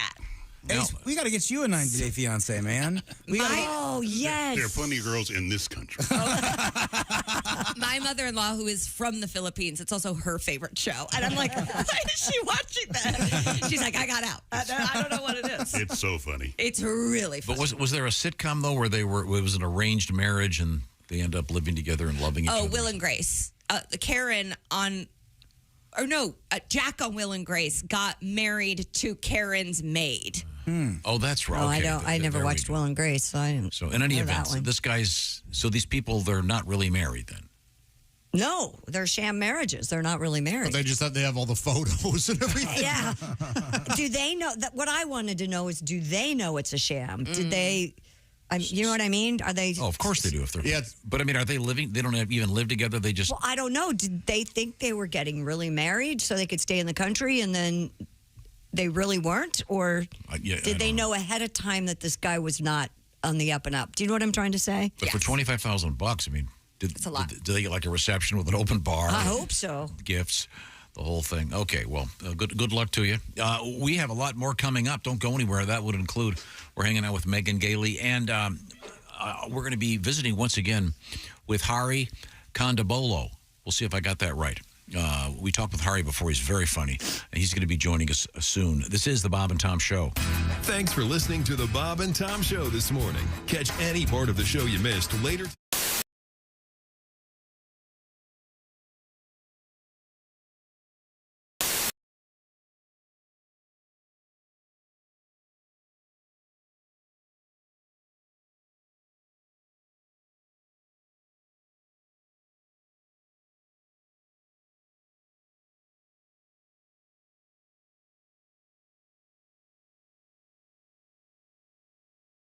Explained elsewhere.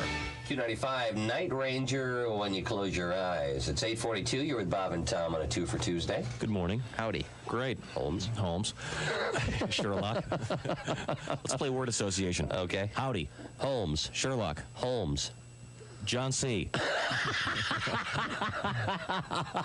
You're with Bob and Tom. Holmes.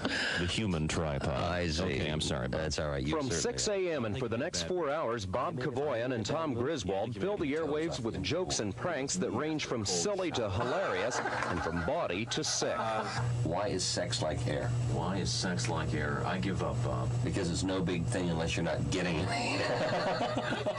They deliver a National Lampoon sort of humor that leaves the audience laughing while wondering how Q95 can broadcast some of the things they say.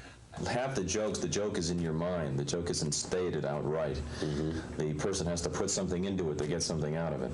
Yeah, they're fun and people like them. People enjoy them. They laugh at them. And there's an alternative. You can always change the channel.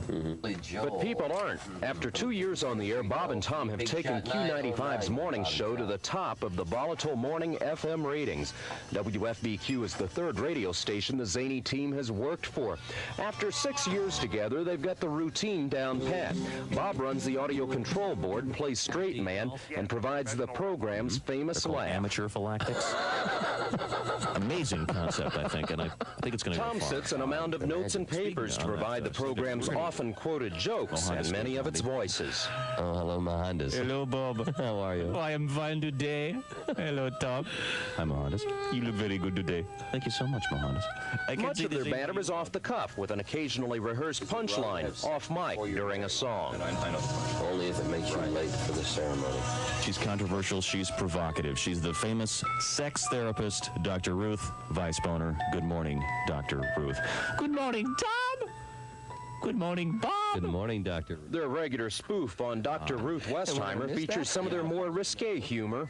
Is it wrong to have sex before you're married? Is it wrong to have sex before you're married? Well, no, as long as you're not late for the wedding. Bob and Tom's task of filling 20 hours of airtime every week is made easier by several regular characters phoned in by people around town. Nightclub owner Sonny is a favorite. Great approach. How are things going on at the track? I know you're running the mystery flesh tent this year. Everything is going just fine, Dow. I bred that baby up, throw it in some shortening, and serve it up. It's the mystery flesh tent, Dow. It's located, of course, in Turn 1. It's right there in Turn 1 where people seem to be the most hungry and the least discriminating. Other characters are voiced by regular visitors to the studio. Ladies and gentlemen, the President of the United States. Tiger Don Bardo. Good morning, Bob. Good morning, Tom. Good morning, Your Highness. Good morning, Mr. Q95 Nixon. midday personality Jay Baker voices the spoof on Richard Nixon. Now, do you remember Ronald Reagan visiting the German cemetery over the weekend? Oh, that's right, yes. The media referred to it as the Nazi cemetery. You know, I was the one that put him up to that. I see. I said, babes, this is going to be so beautiful for your career. Trust me on this one. I told him, I said, when I was a young boy, I heard the phrase, the only good Nazi is a dead Nazi. I said, Ronnie, you can't miss a whole field full of dead Nazis. You slide over there, you put the wreath down, the wreath, and you're cruising. Bob and Tom say they get very few complaints from listeners as they poke fun at every special interest group imaginable. And station management has left them unrestrained on the limits of their humor. After 2 years, the result has been high ratings, a devoted following, and 2 happily transplanted Hoosiers who say they just might stay to grow old and gray on Q95. Could be. It's very possible. In fact, it's already started. Bob's getting gray. Yeah. Tom's getting old. Yeah. This is Greg Todd, Channel 6 News. Oh, I feel so much better now. You know, Bob.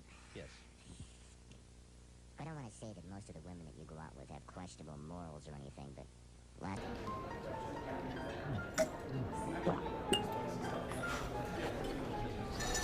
You took my breath away from the moment I first saw you. Will you marry me, Dolly? She said yes! She said yes! It's not a real person. It's not a real diamond. Real, natural, earthborn diamond. For your real love, from a real jeweler you can trust. Steven Singer Jewelers.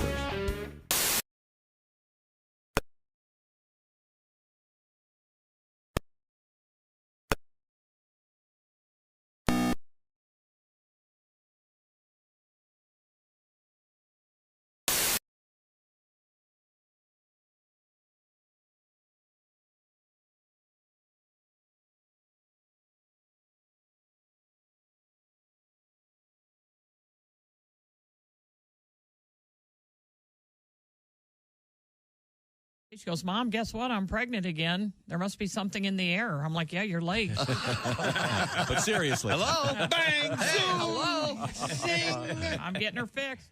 Horse racing, you said? You're from Kentucky. You love horse racing. Love horse the racing ponies. is my passion. The only sport that I really love is horse racing. I've owned a couple horses. We're purchasing one now. In fact, a 2-year-old colt. Cool. I don't know if you all know this. All Kentuckians know this, and most people around the country know thoroughbreds are named traditionally after a combination of the mother's and father's name, the sire and dam line. For example, I didn't know Kentucky Derby winner Ali Sheba, out of his father, the great stallion Ali Dar, and its mother, the broodmare Belle Sheba. We're looking at one now called, out of a sire named Whiny Bull by a mare named Girl on Girl. We named it Rosie O'Donnell. Jesus said, take this bread and eat it. It is my body. And the disciples said, Jesus, we're all on low-carb diet. We appreciate you dying for our sins, but we're all trying to slim down a little bit. We want to look good in the painting. Hi, this is comedian Rob Haney. And Reinbold BMW. Welcome back to the Bob and Tom Show. There's Christy Lee at the news desk. Like, golly, I am here, aren't I? Pat Godwin in the performance room just killed it with a Pink Floyd cover, if you will. It's hard to pull off that Dark Side of the Moon. Oh, but you did it, man. You did it. There's Willie Griswold. Good morning. Ace Cosby across the way. Hey. I'm Josh Arnold, and there's Tom Griswold. You know, somewhat It is difficult because you're taking a song and you're talking about garlic breath. Yeah. And it's not really a topic that's covered much in the world. Yeah, you don't hear a lot of songs about that. Yeah, no. But it was very nice. Dean, excellent guitar work. Thank you very much. Christy Lee is apparently doing some calculating over there.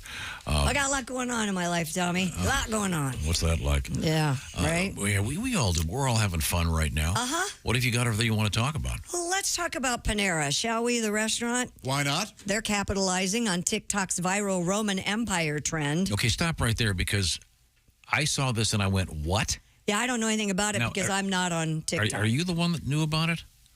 I had seen something on DBL, actually.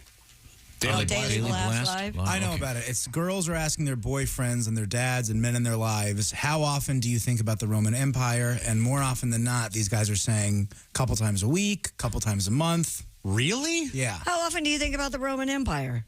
Honestly, not a lot, but I think about World War II constantly. Really? Yeah, I think it's just one of those things. That's interesting. I don't get it. I don't either. Why would it even come up?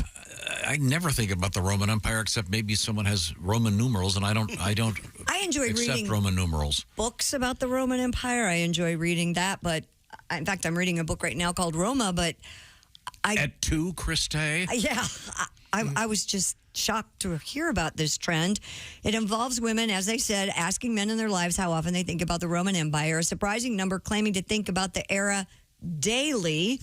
What? So Panera jumping on the bandwagon with an online-only Roman Empire menu, which features the tagline, "Here is a selection of products you just can't stop thinking about." The menu, and boy, this is good. They have amazing broccoli cheddar soup, Caesar salad, Southwest Caesar salad with chicken, and the Chipotle chicken avocado melt. They're all great. I will all of them grant you that. Yeah. I love eating at Panera Bread, but I still don't get the Roman Empire. Well, this isn't the first time a fast food chain has capitalized on social media, Tom. In July, Popeyes sold a girl dinner menu, which consisted of a variety of sides that makes a meal. Apparently, the girl dinner was, I guess, a lot of I've done this. Instead of ordering an entree, I'll go to a restaurant and order like 2 or 3 sides instead of an actual meal. So they kind of mean it in a sweet way by calling you girls. Yeah, girl dinner. Not, okay. It was like, I'm going to get a chicken Caesar salad, an order of fries, and a Diet Coke. That's girl dinner. Right, instead of, the filet and the potato and the, Okay. Who had that? Popeyes did, yeah. The Roman. Why does anyone think about the Roman And Empire? how would that start as a trend on TikTok? This has to be it has to be some dumb internet thing. Well, and why didn't I just said that. That's what TikTok is. Social media trend. I mean, I applaud Panera, and I do love eating there, but wouldn't this be natural for, I don't know, noble Romans, Little Caesars? It would seem to me that would be the place that this would land. But hey, whatever. Some of these trends, they're so nutty. Yeah, First it's funny. Tide Pods, now this. Are you waving at me, Pat? No, I will, though, if you'd like me to. Okay, thanks. Good to see you. Are you okay? I'm fine. Hey, you know where you're going to be on Saturday night, Pat? The Olympic Theater in Cedar Rapids, Tommy, with Jeff Oskay. Yes. Speaking of Jeff Oskay. We have to fix his alienator in his car first. His alienator? No, You Josh. mean his alternator? Oh, is that what that's called? Josh has the alienator. Yes. Jeff gets the best birthday gift ever. 5 hours in the car with you. Yeah, boy, that's yeah. Thanks, Ace. You're a sweetheart. Yeah, if you see him taking a short hose, and putting it from the exhaust pipe into this back seat. We have a surprise. Oh, we do? It is Mr. Oskay's 50th birthday. I just found that out. And coming up, we have a little surprise for him. I wonder, should I say when he actually found out about it? Yeah, you should tell him. It was like Monday or Tuesday when Jess Hooker made a large announcement in this room about it. I wasn't listening. I was busy doing something. You reacted to it. Oh, okay, good to know. Thank you. Didn't I say, Jess, why don't you arrange a cake? Something like that. He'll turn on autopilot just to make people go away. He'll pretend like he's listening. He'll pretend like he's in the room and get the person out of here. He can do what he wants to do. In this case, it is. A pair of front row balcony tickets to Ford's Theater from the night President Abraham Lincoln was assassinated have sold at auction. Oh, yeah? The tickets are stamped with the date Ford's Theater, April 14th, 1865. Hey, the this show's night over. only. It closed. It's like Cats. They finally had enough performances of it. According to RR Auction, they bear the left side imprints Ford's Theater Friday dress circle and are filled out in pencil with Section D, seat numbers 41 and 42. I'm not sure if they got a nice view of whatever. The tickets sold for $262,500. Well, that's without the Ticketmaster fee at $50,000. Wow. Why would someone want? Well, I it's a don't. piece I'm of not history. Yeah, but You know what? Did anybody know the name of the play? An American Yes. Cousin. Our American Cousin. Very good. Pat, you get an assist, but yes, it's Our American Cousin. I wonder if that's ever been produced else. Oh, sure. I'm sure Other it's times. No high schools are really. You know, he doing was that. shot on the laugh line on purpose. Did you know that? Oh, no kidding. The big laugh in the play. Booth was familiar with the play. Yeah, very familiar. Yeah. Okay. Now, he was an actor, He was an wasn't he? actor. Right, right. Sure, yeah. Did he think it would hide the sound Yeah, of the sound shot? of the gun, yeah. He thought it'd make it easier for him. Did to the get play away. keep going? Oh, boy, I don't know the answer to that. No, because he jumped off the. Yeah. He jumped onto the stage. Didn't he say ran something? Didn't he out. scream something in Latin? Yeah. Like And then he- Kiss my ass. At two fast casual diners. And he also he hurt his ankle, and I love the idea that he jumped off this thing. It's this big grand gesture. He's Yes. been planning this forever, and he just had to get up. Oh, my ankle hurts before he yelled the Latin line. I thought it was all just spur of the moment because Lincoln wouldn't take his hat off. Can't see. Hey, fella. Is this guy serious? You know what? I'll just have to shoot the hat off. Oh, I went too low. Did you read about him? They saw him taking curtain rods into the theater before the play. It's a Kennedy joke there. I imagine. yeah. All right, found it. Usher J.D. Tippett. I could go on with Kennedy assassination trivia all day. Oh, that's okay. We have a little surprise coming up in just a few minutes. We'll get to that. Right now, I want to remind everybody, got some big shows. I mentioned Patty G and Jeff Oskay. Coming up at the Olympic Theater this Saturday evening, Willie G tonight. Once again, in the place, it's called Don't Tell Cincinnati. Yeah, it's a comedy show called Don't Tell Cincinnati. It's actually in Covington, Kentucky. Go to my Instagram at willie.griswold, buy a ticket. It'll tell you exactly where to go, folks. And then tomorrow I'm in Brown County, Indiana, and then Sunday at Let's Fest in Indy. Come hang out. Okay, now we have another big show coming up. It's all of us are going to be in Wisconsin for a special radio show Friday, November 17th at the North Star Mohegan Casino Resort in Bowler, Wisconsin. That evening, we've already sold out the first comedy show. The second one is up for grabs. I think there's some seats left. North Star Casino Resort / entertainment for that show, featuring Mr. Godwin's, how do I do this? Mr. Godwin's, Arnold, Oskay, and Griswold, and we'll find out. Check it out. We'll have a good time. Hope to see you there. Now, among other things, I wanted to mention how much I love my earbuds. When I walk the doggies, yes, I put in Raycon earbuds. Why? Because they're the best. They fit. I could go through all the technical stuff with you, but I'll tell you this. If you have the expensive Apple earbuds, maybe you've opened up that case one day and go, wait a minute, I lost one of them. Because that's what happens. They fall out. They unsync themselves constantly. That won't happen with Raycon earbuds. They are absolutely the best. And they've got all kinds of sound settings. I don't want to get too complicated. I just want to tell you, these are the ones you're going to love, and they stay in yours. We do get love letters about Raycon earbuds. So I would ask you to pay close attention to Christy Lee as she tells me how good Raycon earbuds are. Go ahead, Christy. They're great. They're fabulous. I can't tell you enough. They have those really cool gel tips that come in different sizes, so they immediately fit in your ear. You don't have to worry about, as you mentioned, one of them falling out. Oh, they've got 32 hours of battery life, and school's back in session, so of course they have a special back-to-school sale. Buy Raycon.com/Tom. Knock off 20%. Nice. Once again, buy Raycon.com/Tom. Oh, by the way, free shipping. Oh. You're going to love Raycon earbuds. I love mine. My dogs love it when I have them because they can talk behind my back. Buy Raycon.com/Tom to score 20% off and free shipping. We're coming right back with a very special guest. Hari is going to be our guest. This is the Bob and Tom Show. Bob and Tom.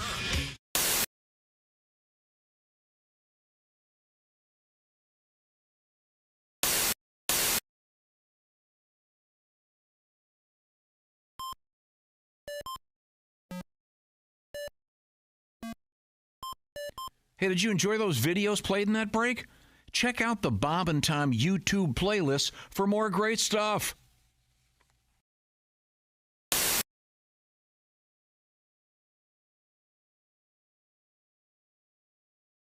Well, Mummy Cass, can you favor us with a tune? We got something, baby. This song's called Kinda Lingers. Kinda lingers. That's right, baby. Get those words right.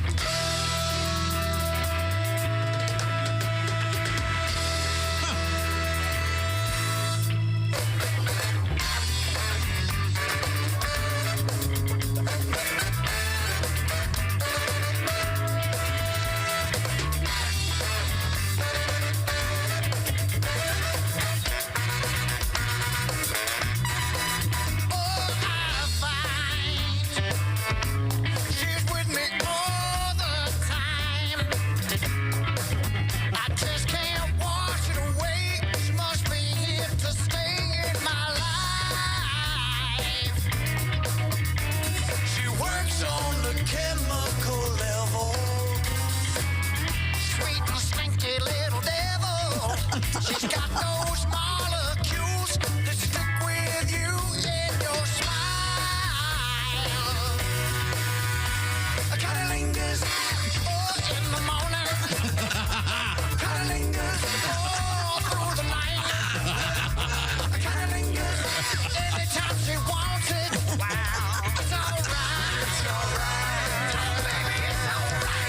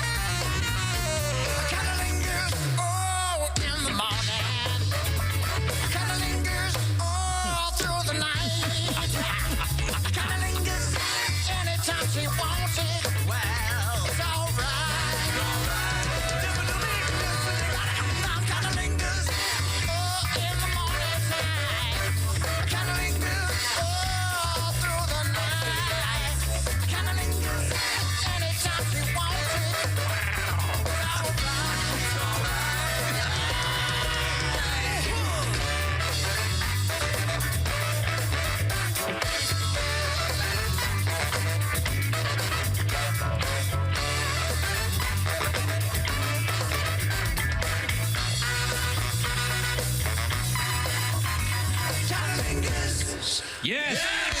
Bravo! Yes! Here come the Mummies. A song about molecules, and it kind of lingers there. That was absolutely brilliant. A fantastic arrangement. Great saxophones, etc., etc. Thank you, Mummies.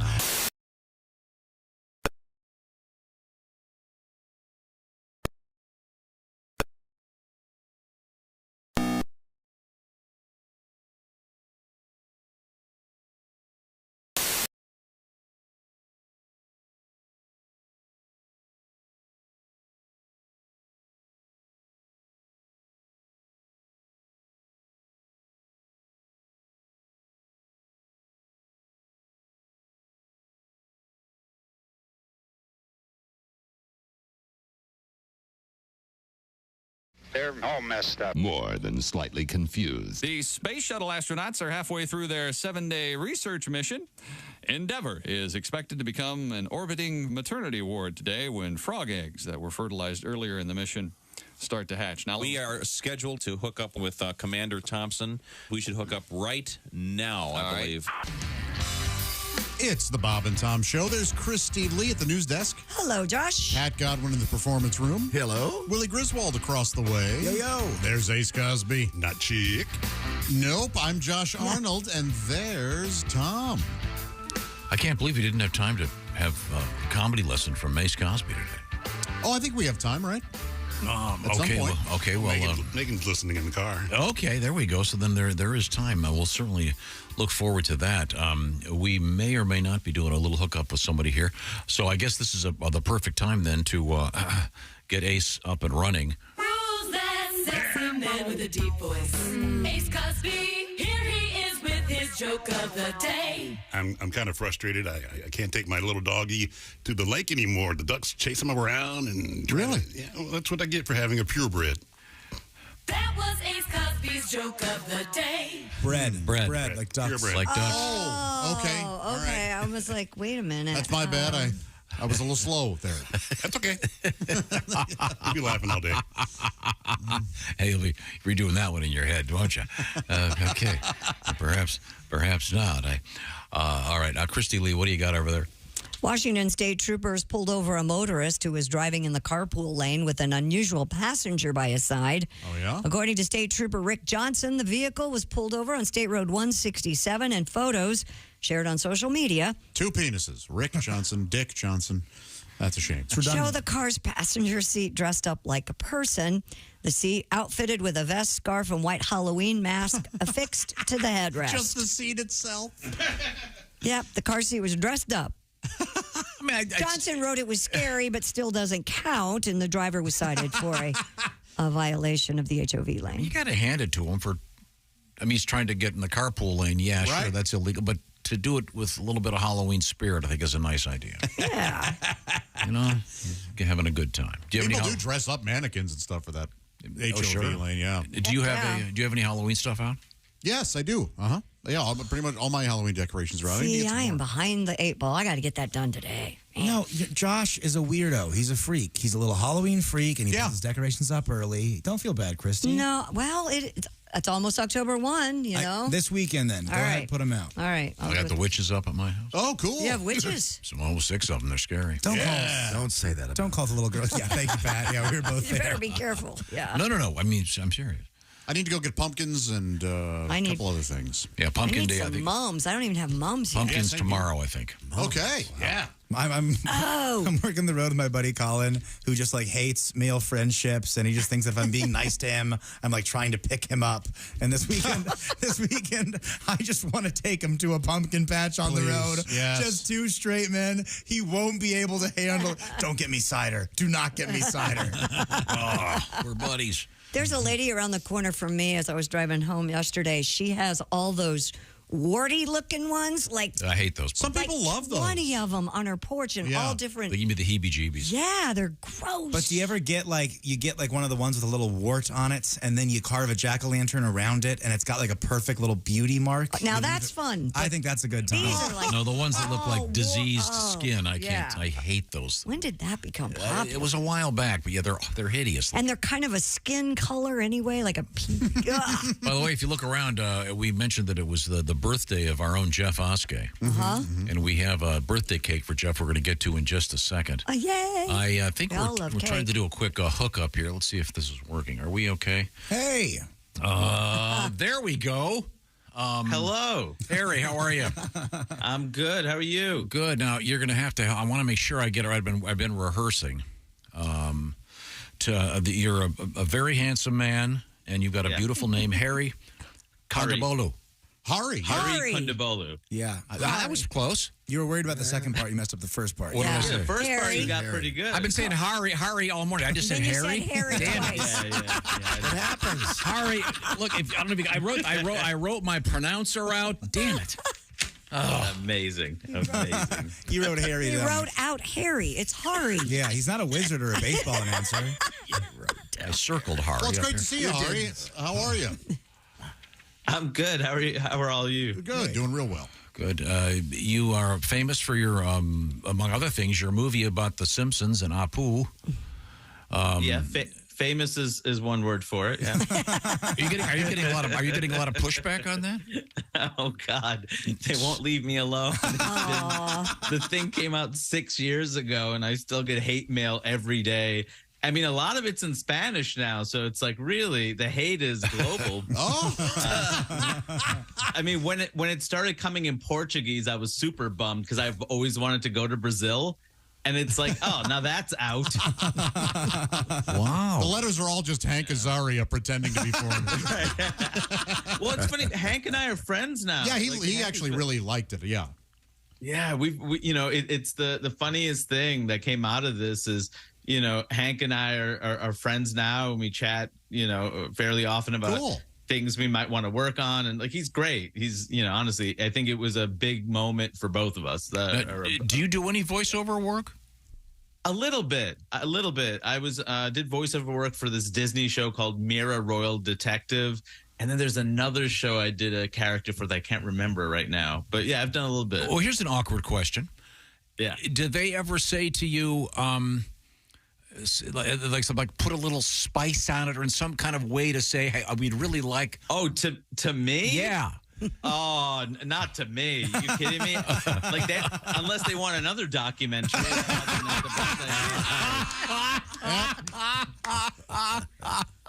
Can you talk like your uncle for us? Well, there are famous stories. Margaret Cho said that she was told to be more Asian, stuff like that. I think hopefully things are getting better. Oh, things are definitely better. I think it's a healthy mix of people learning new things, fighting ignorance, and also fear. Yeah. Just the fear of something, destroying one's career. So well, there are rabble-rousers like you out there causing trouble. You have no idea how nervous I was trying to get your name right, and I screwed up your first. Damn it. It's okay. Okay. Hari. You put the work in. I appreciate it. Yeah, Hari Kondabolu. Yeah, it's quick. You say it very quickly. It's quick. Yeah, it's like I've said it my whole life. Wow. Yeah. Did you have growing up? Did you get a lot of grief going to school from your buddies or non-buddies? I grew up in Queens, New York, so we gave all of us gave each other grief. You know what I mean? Like we were all from different places, so your parents an immigrant. Yeah, yours is too. And your grandfather. It's gotta find other things to tease people about. Your family is slightly newer to this country than my family is. Yeah, exactly. It's really the funniest thing because when I travel around the country, people every now and then, less often now, but you would say, "Where are you from?" with the expectation being India. And, they'll say that, and then I'll ask them where they're from, and they'll, give me a town outside of Boston. I'm like, do you not know how to play this game? We're going through immigration history. Because in New York, I knew white people, but they weren't white. They're Irish, and they're Greek, and they would break down the fractions or which generation came over. So it was like a reciprocal thing. But in the rest of the country, it's just born and raised. Melrose, Mass. Grandfather here, great-grandfather. Yeah. Now, Hari is on the road. Among other places, I know you're going to be at Fort Collins at the Comedy Fort, October 12th through the 14th. I love the names of comedy clubs. I mean, the Comedy Fort makes sense. But, a lot of them... It's a new one, too. Yeah, a lot of them are named after mental illness, which I always find hilarious. Hey, tonight it's Schizos. Right. Are there any weirdo comedy club names in your past that you'd like to mention? Let me think. There's a really interesting one in Richmond, Virginia, Sandman's... I think it's called Sandman's Comedy Club because the nickname of the owner is Sandman, so it's called Sandman's. But everyone who enters that club does not know the backstory, so it's just okay, Sandman. Yeah. We're going to go to sleep, or they're going to play Metallica music. I'm not sure what the connection is. I know there used to be Sir Laughs a Lot. Oh God! In Memphis, I always liked. Josh, did you have any great names? Sir Laughs a Lot was definitely one. Yeah, in Springfield too. Yeah, in Springfield, Missouri. Well, now you're on the road. Are you drive to a lot of these gigs? Are you flying all over the place? What's the? Yeah, it's flying, and some of them. I mean, I don't drive, so usually I get an opener that can drive. But I make sure they know it's based on their talent and not the fact they can drive. I pick them because of their immense Now, talent. when you say you can't drive, you don't have a driver's license? I don't know how to drive. I never learned. Okay, can I ask you another question? Oh, boy. Yeah. Don't take this the wrong way. And I asked for a reason. Can you swim? No. See? Do you see? I know how to do one proved thing. my point. Tom says to every person born in New York City, can you swim? I went to college in New York City, and when I went there, I don't know if they still do this, you had to be able to swim to graduate. I'm not kidding. Yeah. And my brother had that. A lot of the guys that were from New York, A, couldn't drive, and B, couldn't swim. Yeah. And learning to swim I think is really important, and there's a whole racial component to why it's not happening. I get 100%. But I think it's really important for schools to make sure everyone knows how to swim for obvious reasons. But I'm not mocking you for not being able to swim, although I am. Learn to swim. If you want to be you landlubber. We throw you in the lake, you learn, like my dad taught me. Do you just not have any desire to drive? At this point, I'm 40. I feel like, the self-driving cars are just around the corner. I feel like I just beat everybody. Like, everyone's like, oh, you don't know how to drive. You don't know how to drive. And now it's like, oh, what a waste of time learning how to drive when you didn't need it after all. It's the new algebra. Yeah. We have machines that can do this for us. I beat the system. I just waited it out. Yeah. So you Uber a lot. I Uber a lot, and again, openers will drive, and I mean, it's hard being a touring comic who doesn't know how to drive. It's not the most practical thing in the world, but yeah, it's a pain in the butt, but I've gotten through it. And New York, it's all public transportation anyway, so at least locally, I'm all right. Yeah. At the risk of once again sounding like an idiot, I Uber a lot too.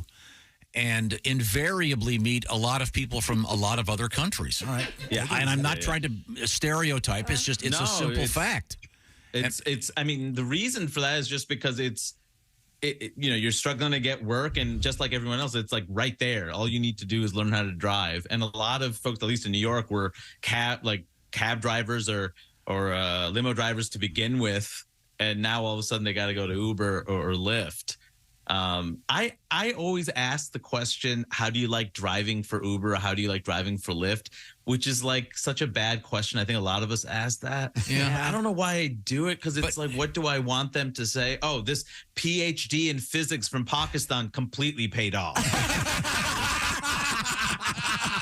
I was a nuclear physicist in Uzbekistan, but now I'm drunks around. Hari, have you noticed that there's a box you can check that if you don't want them to talk to you?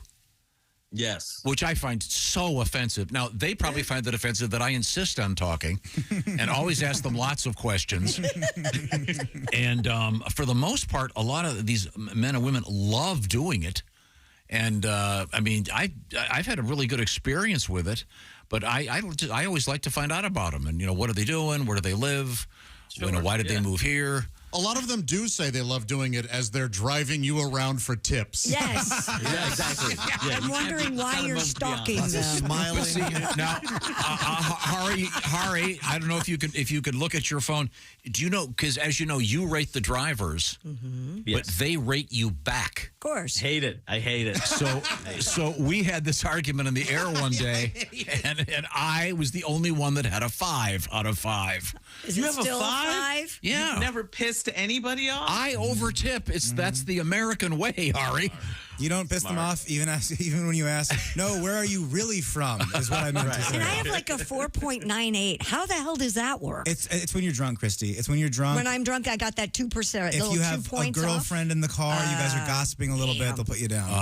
I should point out that Hari is a comedian, and I have yet to mention he's going to be at the famous Comedy Attic this weekend, and then it's October 12th and 14th, Fort Collins at the Comedy Fort. Anything unusual on your mind these days we need to have you tell us before we let you go? What's unusual? I mean, I have a kid, so all the gossip I have are things I'm thinking about, or in terms of like, there's not enough stroller parking in Brooklyn. How old? How old? Three?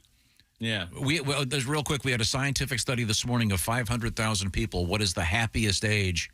I landed on 3 or 4, but there's a whole graph of when you're happy and when you're not. And yeah, there's nothing better in the world than a 3-year-old. Maybe I'm not going to break. I'm not going to break the news to him that he's peaked already. No, you got it. Well, Hari, what a great pleasure speaking to you. I hope you can get back in the studio next time you're around, okay? 100%, absolutely. And I recommend check out Hari on the internet if you're wondering, well, how do I spell it? Kondabolu. I'm going to spell it out for everybody. They can find out what you're all about. And next time I see you, I expect you to at least have learned the dog paddle. Don't you want to learn how to swim? I do want to learn how to swim. I mean, I did a TV pilot about learning how to swim, which was terrifying. And then I didn't get the TV show, so now what's the point? Take some swimming lessons and call us back. Sure. Thank you, sir. Thanks, Hari. Oh, God, I love that guy. So funny. It's like being yelled at by your dad when you call here. What do you mean? What do you mean? Go take some swimming lessons and call me back. Christy, you are exactly right. No, and I didn't mean to word it that way. It's really important for people to learn to swim, and it's really important as a culture and as a society that we provide places for them to learn and pools. And what if he's never around water? I don't want to get into the drowning rate, but I mean, it's important to learn. And I know there's a big problem right now getting lifeguards. That's why there were a lot of major cities that had pools that were closed, and it's a very serious topic. But swimming is fun. Come on, right? Well, you enjoy swimming. How can you skinny dip if you can't swim? Boy, that'd be embarrassing. The first time we went skinny dipping, he drowned. That would be bad. That's a bad first date. It's probably happened. No. I'm sure there was some guy pressured to swim to skinny dip. 100% been a guy that wanted to see boobs more than he was willing to admit that he couldn't swim. Yeah. It's had to have happened. No. Sure. Yeah. Sure. 1,000,000%. Oh, that's sad. We're very dumb, Christy. Yes. So dumb. And Christy, there are people who can't drive that buy cars. If you don't believe me, read about Jimi Hendrix buying a Corvette and driving it into a pole after 10 minutes. Oh, that breaks my heart. Okay, well, that is sad. You don't want to see that. No. Real quick, a reminder, we are going to be doing our special show from the North Star Casino Resort in Bowler, Wisconsin, Friday morning, November 17th. We're going to have the Brass to Mouth Horns there with Duke Tomato and the Power Trio. We'll all be there. Should be a great show. That evening, a couple of live comedy shows. The first one sold out. The second one is up and running, and I don't know if it's sold out yet, but it probably will be. So if you want to come see us, we'd love to see you. We have a couple special tricks up our sleeve. North Star Casino Resort /entertainment for all that information. Right now, I want to remind you once again about my buddy Steven Singer at Steven Singer Jewelers. And you find him at IHateStevenSinger.com. That may seem a little harsh. IHateStevenSinger.com. Oh, he loves it. Steven Singer's all about love. He's all about love and jewelry and great things and diamonds. But he does hate lab-grown diamonds. That's why he'll give you one if you buy a real one. Because those lab-grown diamonds, they're not going up in value. Real diamonds, they retain their value so much so that if you buy, say, an engagement ring from Steven Singer Jewelers maybe 2 years ago, you want to upgrade that diamond, get a bigger one, you get your full value in return. Steven Singer knows what he's doing. He likes real, natural, earth-born diamonds. He also likes all kinds of cool jewelry, and you can see it. And, some people go, well, there's nothing going on. What am I going to get jewelry for? There's even Halloween-related jewelry. Here's a trick or treat for you, baby. Look at this nice necklace. Find out what I'm talking about. Oh yeah, you're gonna write me a thank you note. Hey, thank you, Tom. I had a great weekend because I gave her something from Steven Singer Jewelers. You go to IHateStevenSinger.com for all the details. Tell them the Bob and Tom Show sent you. We're coming right back. We got some history for you. This is the Bob and Tom Show. Hey, thanks.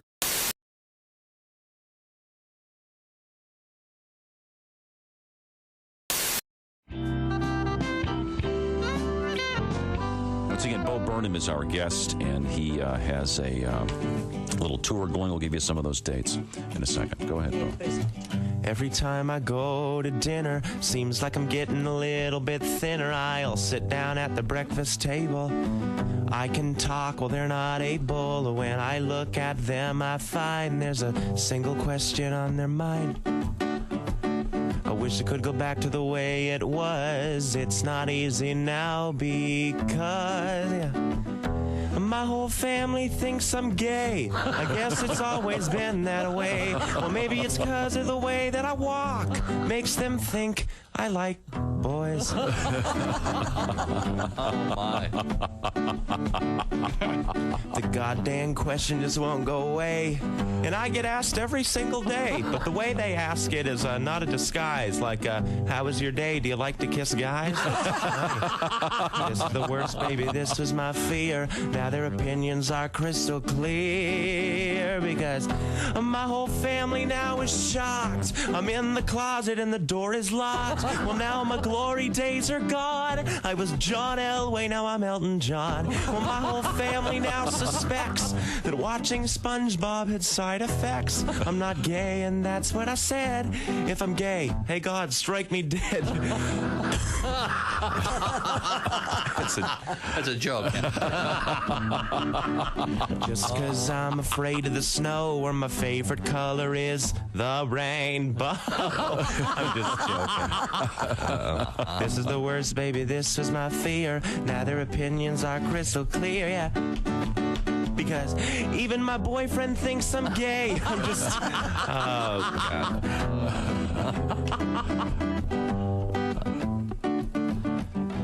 You all probably think I'm gay. Man, this song is counterproductive. La la la la. Because my whole family thinks I'm gay. I said, what did they know anyway? You gotta look right through the haze. Easy bake oven was just a phase. And my whole family thinks I'm queer. That is all I ever hear. But I've been as straight as a ramp, if you don't count Bible camp. Bible camp. I'm not gay, I swear. Kind of.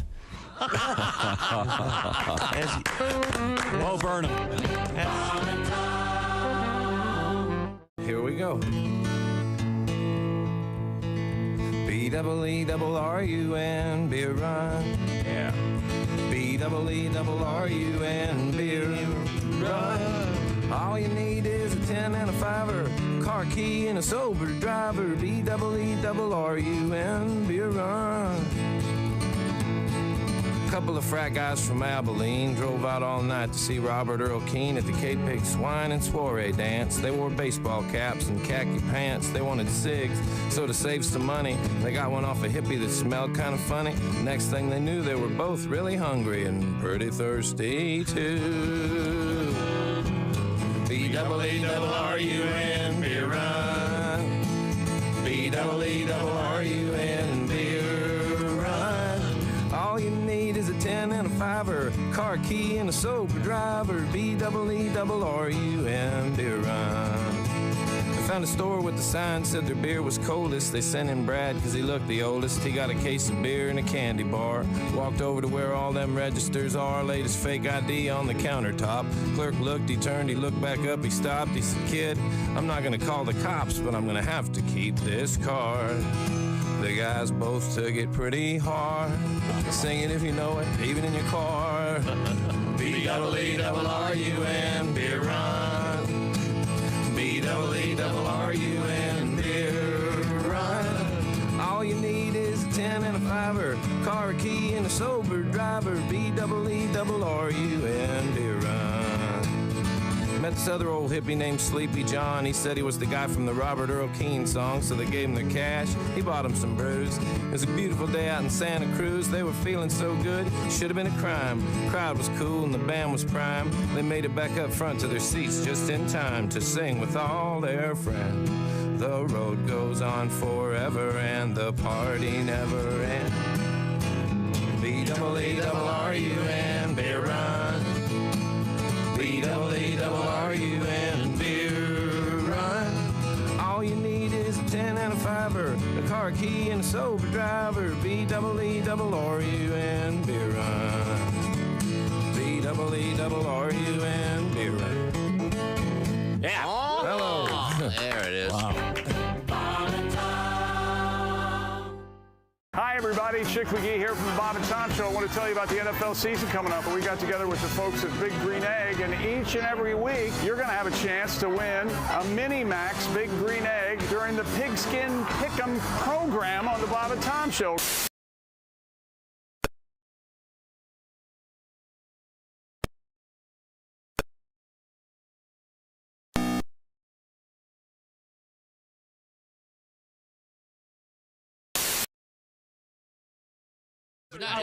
Wait, did you spill the beer? No, the beer was okay. Okay, well, thank God. But it's not your drinking arm, right? Yeah, it is, but I switched to white beer now, so I'm all right. Hear what he said? He switched to light beer. Sir, you need to start writing for Bob Zaney. That is a fine joke, sir. Thanks, Ray. You guys can't see the camera, but Christy just I have very like she was small getting ready to hands. eat a giant Subway sandwich. Right. Yeah, by the At way, a 60 Christy, degree I angle. think maybe the reason it's been a while since you had a date is if that's your standard, we're going to need a horse. No. Oh my gosh. No. Did you see her hands? Yeah, she does very well for herself. She was about to drop whatever she was imagining because the grasp was so wide. I was thinking of a sausage roll. Yeah. Well, Not okay. a penis. Well, all right. Show us how you hold the penis. Do the penis hold, Christy. Now we're going to get arrested again. Stop it. Depends on if it's one hand or two. Hey, everybody. This is Tom. Welcome back to the Bob and Tom Show. There's Christy Lee at the news desk. Hi, Josh. Pat Godwin in the performance room. Hey. Willie Griswold over there. Yo. Ace Cosby. Hey. I'm Josh Arnold at the IHateStevensinger.com sidekick chair. There's Tom. Tom, look who's joined us. It's Jeff Oskay, the birthday boy. And Jeffrey, we have got you a nice carrot cake right there in honor of your birthday because we missed it. Now, it's not one of Amy's homemade cakes. No. I'd like to apologize to whoever he sent out to buy this. Mike Mark. Yeah, all right. Thanks, Mike Mark. It wasn't like I had to make a special trip. He was getting me coffee anyway. Well, thanks, buddy. I appreciate it. Very nice. Very nice. Happy birthday. Well, we certainly enjoyed your comedy segment, and I want to get this straight now.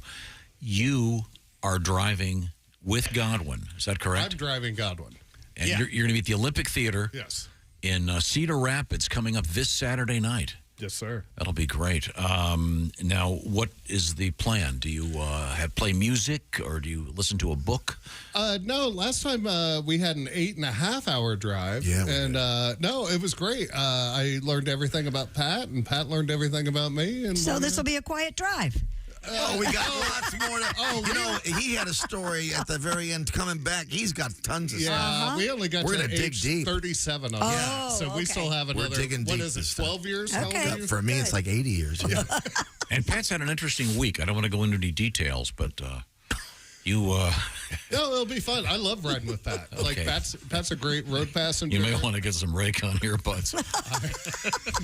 There was an incident at schools. There may have been a couple of incidents. Oh, boy. Okay, I want to do something real quick to justify my faux pas earlier in the show. When we were talking with Hari, I'd been rehearsing his last name for quite some time, and here he is saying it. People always ask me, Hari Kondabolu, how did this remarkable journey... Please welcome the most famous Hari Kondabolu in the world, Hari Kondabolu! Okay, you got it? Oh, there we go. Got it Do now. you hold up your sheet, though, that you have Harry written He on wrote the down sheet? He does. I saw And it. you held it up to the camera. Mm-hmm. Yeah. I have the tape. Yeah, you got the tape. I have the tape. I can run it back. Oh, my gosh. Oh, yeah. I'm just wild about Hari. He can lie with the best of them, can't he? No, I changed it so I wouldn't screw it up again. I'd been rehearsing it all morning. So embarrassing. I try to get it right. Yes. I can't always get it right, Josh. Christy, you got anything? No, but it's your it's history time. Oh, it is? Oh, jeez. Yeah. Time now for What's the date? history. September 30, 29th. That's it. Okay. Near the end of the month. It's payday. Oh, it is, isn't it? Let's see now. What happened on this date in history? You want to do birthdays first? Well, it's Josh. Josh, it's Jeff Oskay's birthday today. He likes you to pronounce it Hari. Yes. Okay, this is a tough one. Let's see. Josh, you're not eligible. Okay. Miguel de Cervantes, born on this date in 1547. What's his most famous book?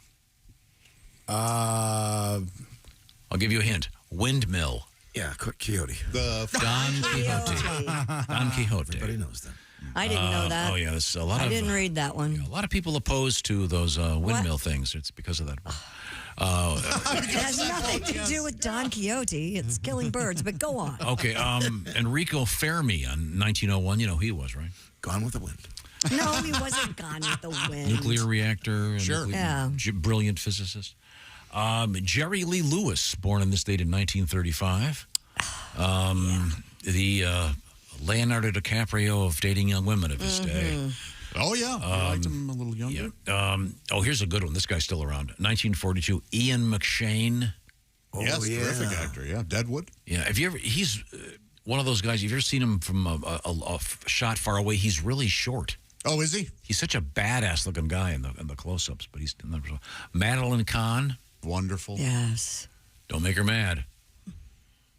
You want to experience the wrath of Khan. Oh. I see. Thank you for the tip, Ace. Look at that. He was my boyfriend. She's, he was my boyfriend. He was my boyfriend. Bryant Gumbel, 1948, the newscaster, sportscaster, interviewer. Andrew Dice Clay, 1957. Bass player Les Claypool. Yeah. Primus. A comedian Russell Peters. He's been in here. Yeah. Another gent of Asian Indian heritage, and a very funny guy. He knows more about Canada than America. All right. Let's see. Kevin Durant. How about that? Okay. No, got nothing there. That's Jimmy Durante, Pat. But very close. I know all these. It was Cloris Leachman before with the boyfriend. yeah, I know. John D. Rockefeller, born. Was it Terry Garr? He became in 1960. He became the 1916. He became the world's first billionaire. Wow. Now he'd be a gazillion. Time now for things we learned. You have that on the Bob and Tom show. I didn't know you had it. Christy woke up with tinnitus or tinnitus in her I ears. did. Thought my smoke alarms were out of batteries. Yes, because of that we had to listen to Pat's song, which I enjoyed very much. Pat, Thank you, Christy. Thursday is fire drill night at Tom's house every night. Weird. You were joking, right? You really have fire drills at your house? We walk the girls what to do in case of a fire. Absolutely. First of all, you're going to want to go into the north wing. That's the escalator. That's where the better sprinklers are. Tom, as of late, has been telling us all about this new wonderful thing out there called eBay. Yes. Teaching us all about it. You can buy used goods and such. Oh, and new stuff, too. Yeah. Stolen stuff, apparently. Oh, yeah. Pilfered. Stolen stuff. Stolen from a department store. Al Michaels used the term razzle-dazzle during the Thursday night football game, Detroit versus Green Bay, and Tom loves it. Loves the razzle-dazzle. Well, it's because I used it on the air one day, and I was castigated. We did tease you a lot, saying nobody says Nobody ever says it anymore. It's virtually every game someone says it. Pat Godwin, Jeff Oskay on the road this weekend together, like Hope and Crosby. They'll be at the Olympic Theater. Yeah. No snacks, though. No road snacks. Nope, Pat. nope. We don't do Just that. coffee. We had a sandwich last time, didn't we? We stopped for a sandwich. I usually go with a beef stick and a combo. All right. And there'll be plenty of Roadhead. Tom plays John Barry music before the show starts to relax. Sometimes. Yeah. A lot of musical soundtracks. So yes. when I'm in here, I can have a little bit of background noise to eliminate the tinnitus that Christy and I both have. I like it. We learned about a naked barber shop out there in the world. In Brazil. In Brazil. Guys and guys. I confessed I will not have a male barber. You weren't kidding. I wasn't. I've left because there haven't been female barbers. I don't know. You may you may want to give one a shot. You think so? Yeah. I think if they were gay, I wouldn't have a problem with a gay barber, and I wouldn't have a problem with an old barber. Oh, you don't want that. And I loved old gay barbers. I knew your uncle. Like the guys that really had to hide it. Did you hear what Pat said? I knew your uncle. Your uncle, the confirmed bachelor uncle. Back next week. This is the Bob and Tom Show. Just got to get a hold of us. Call, fax, mail, or email. Get all the contact information you need at bobandtom.com. This is the Bob and Tom Show.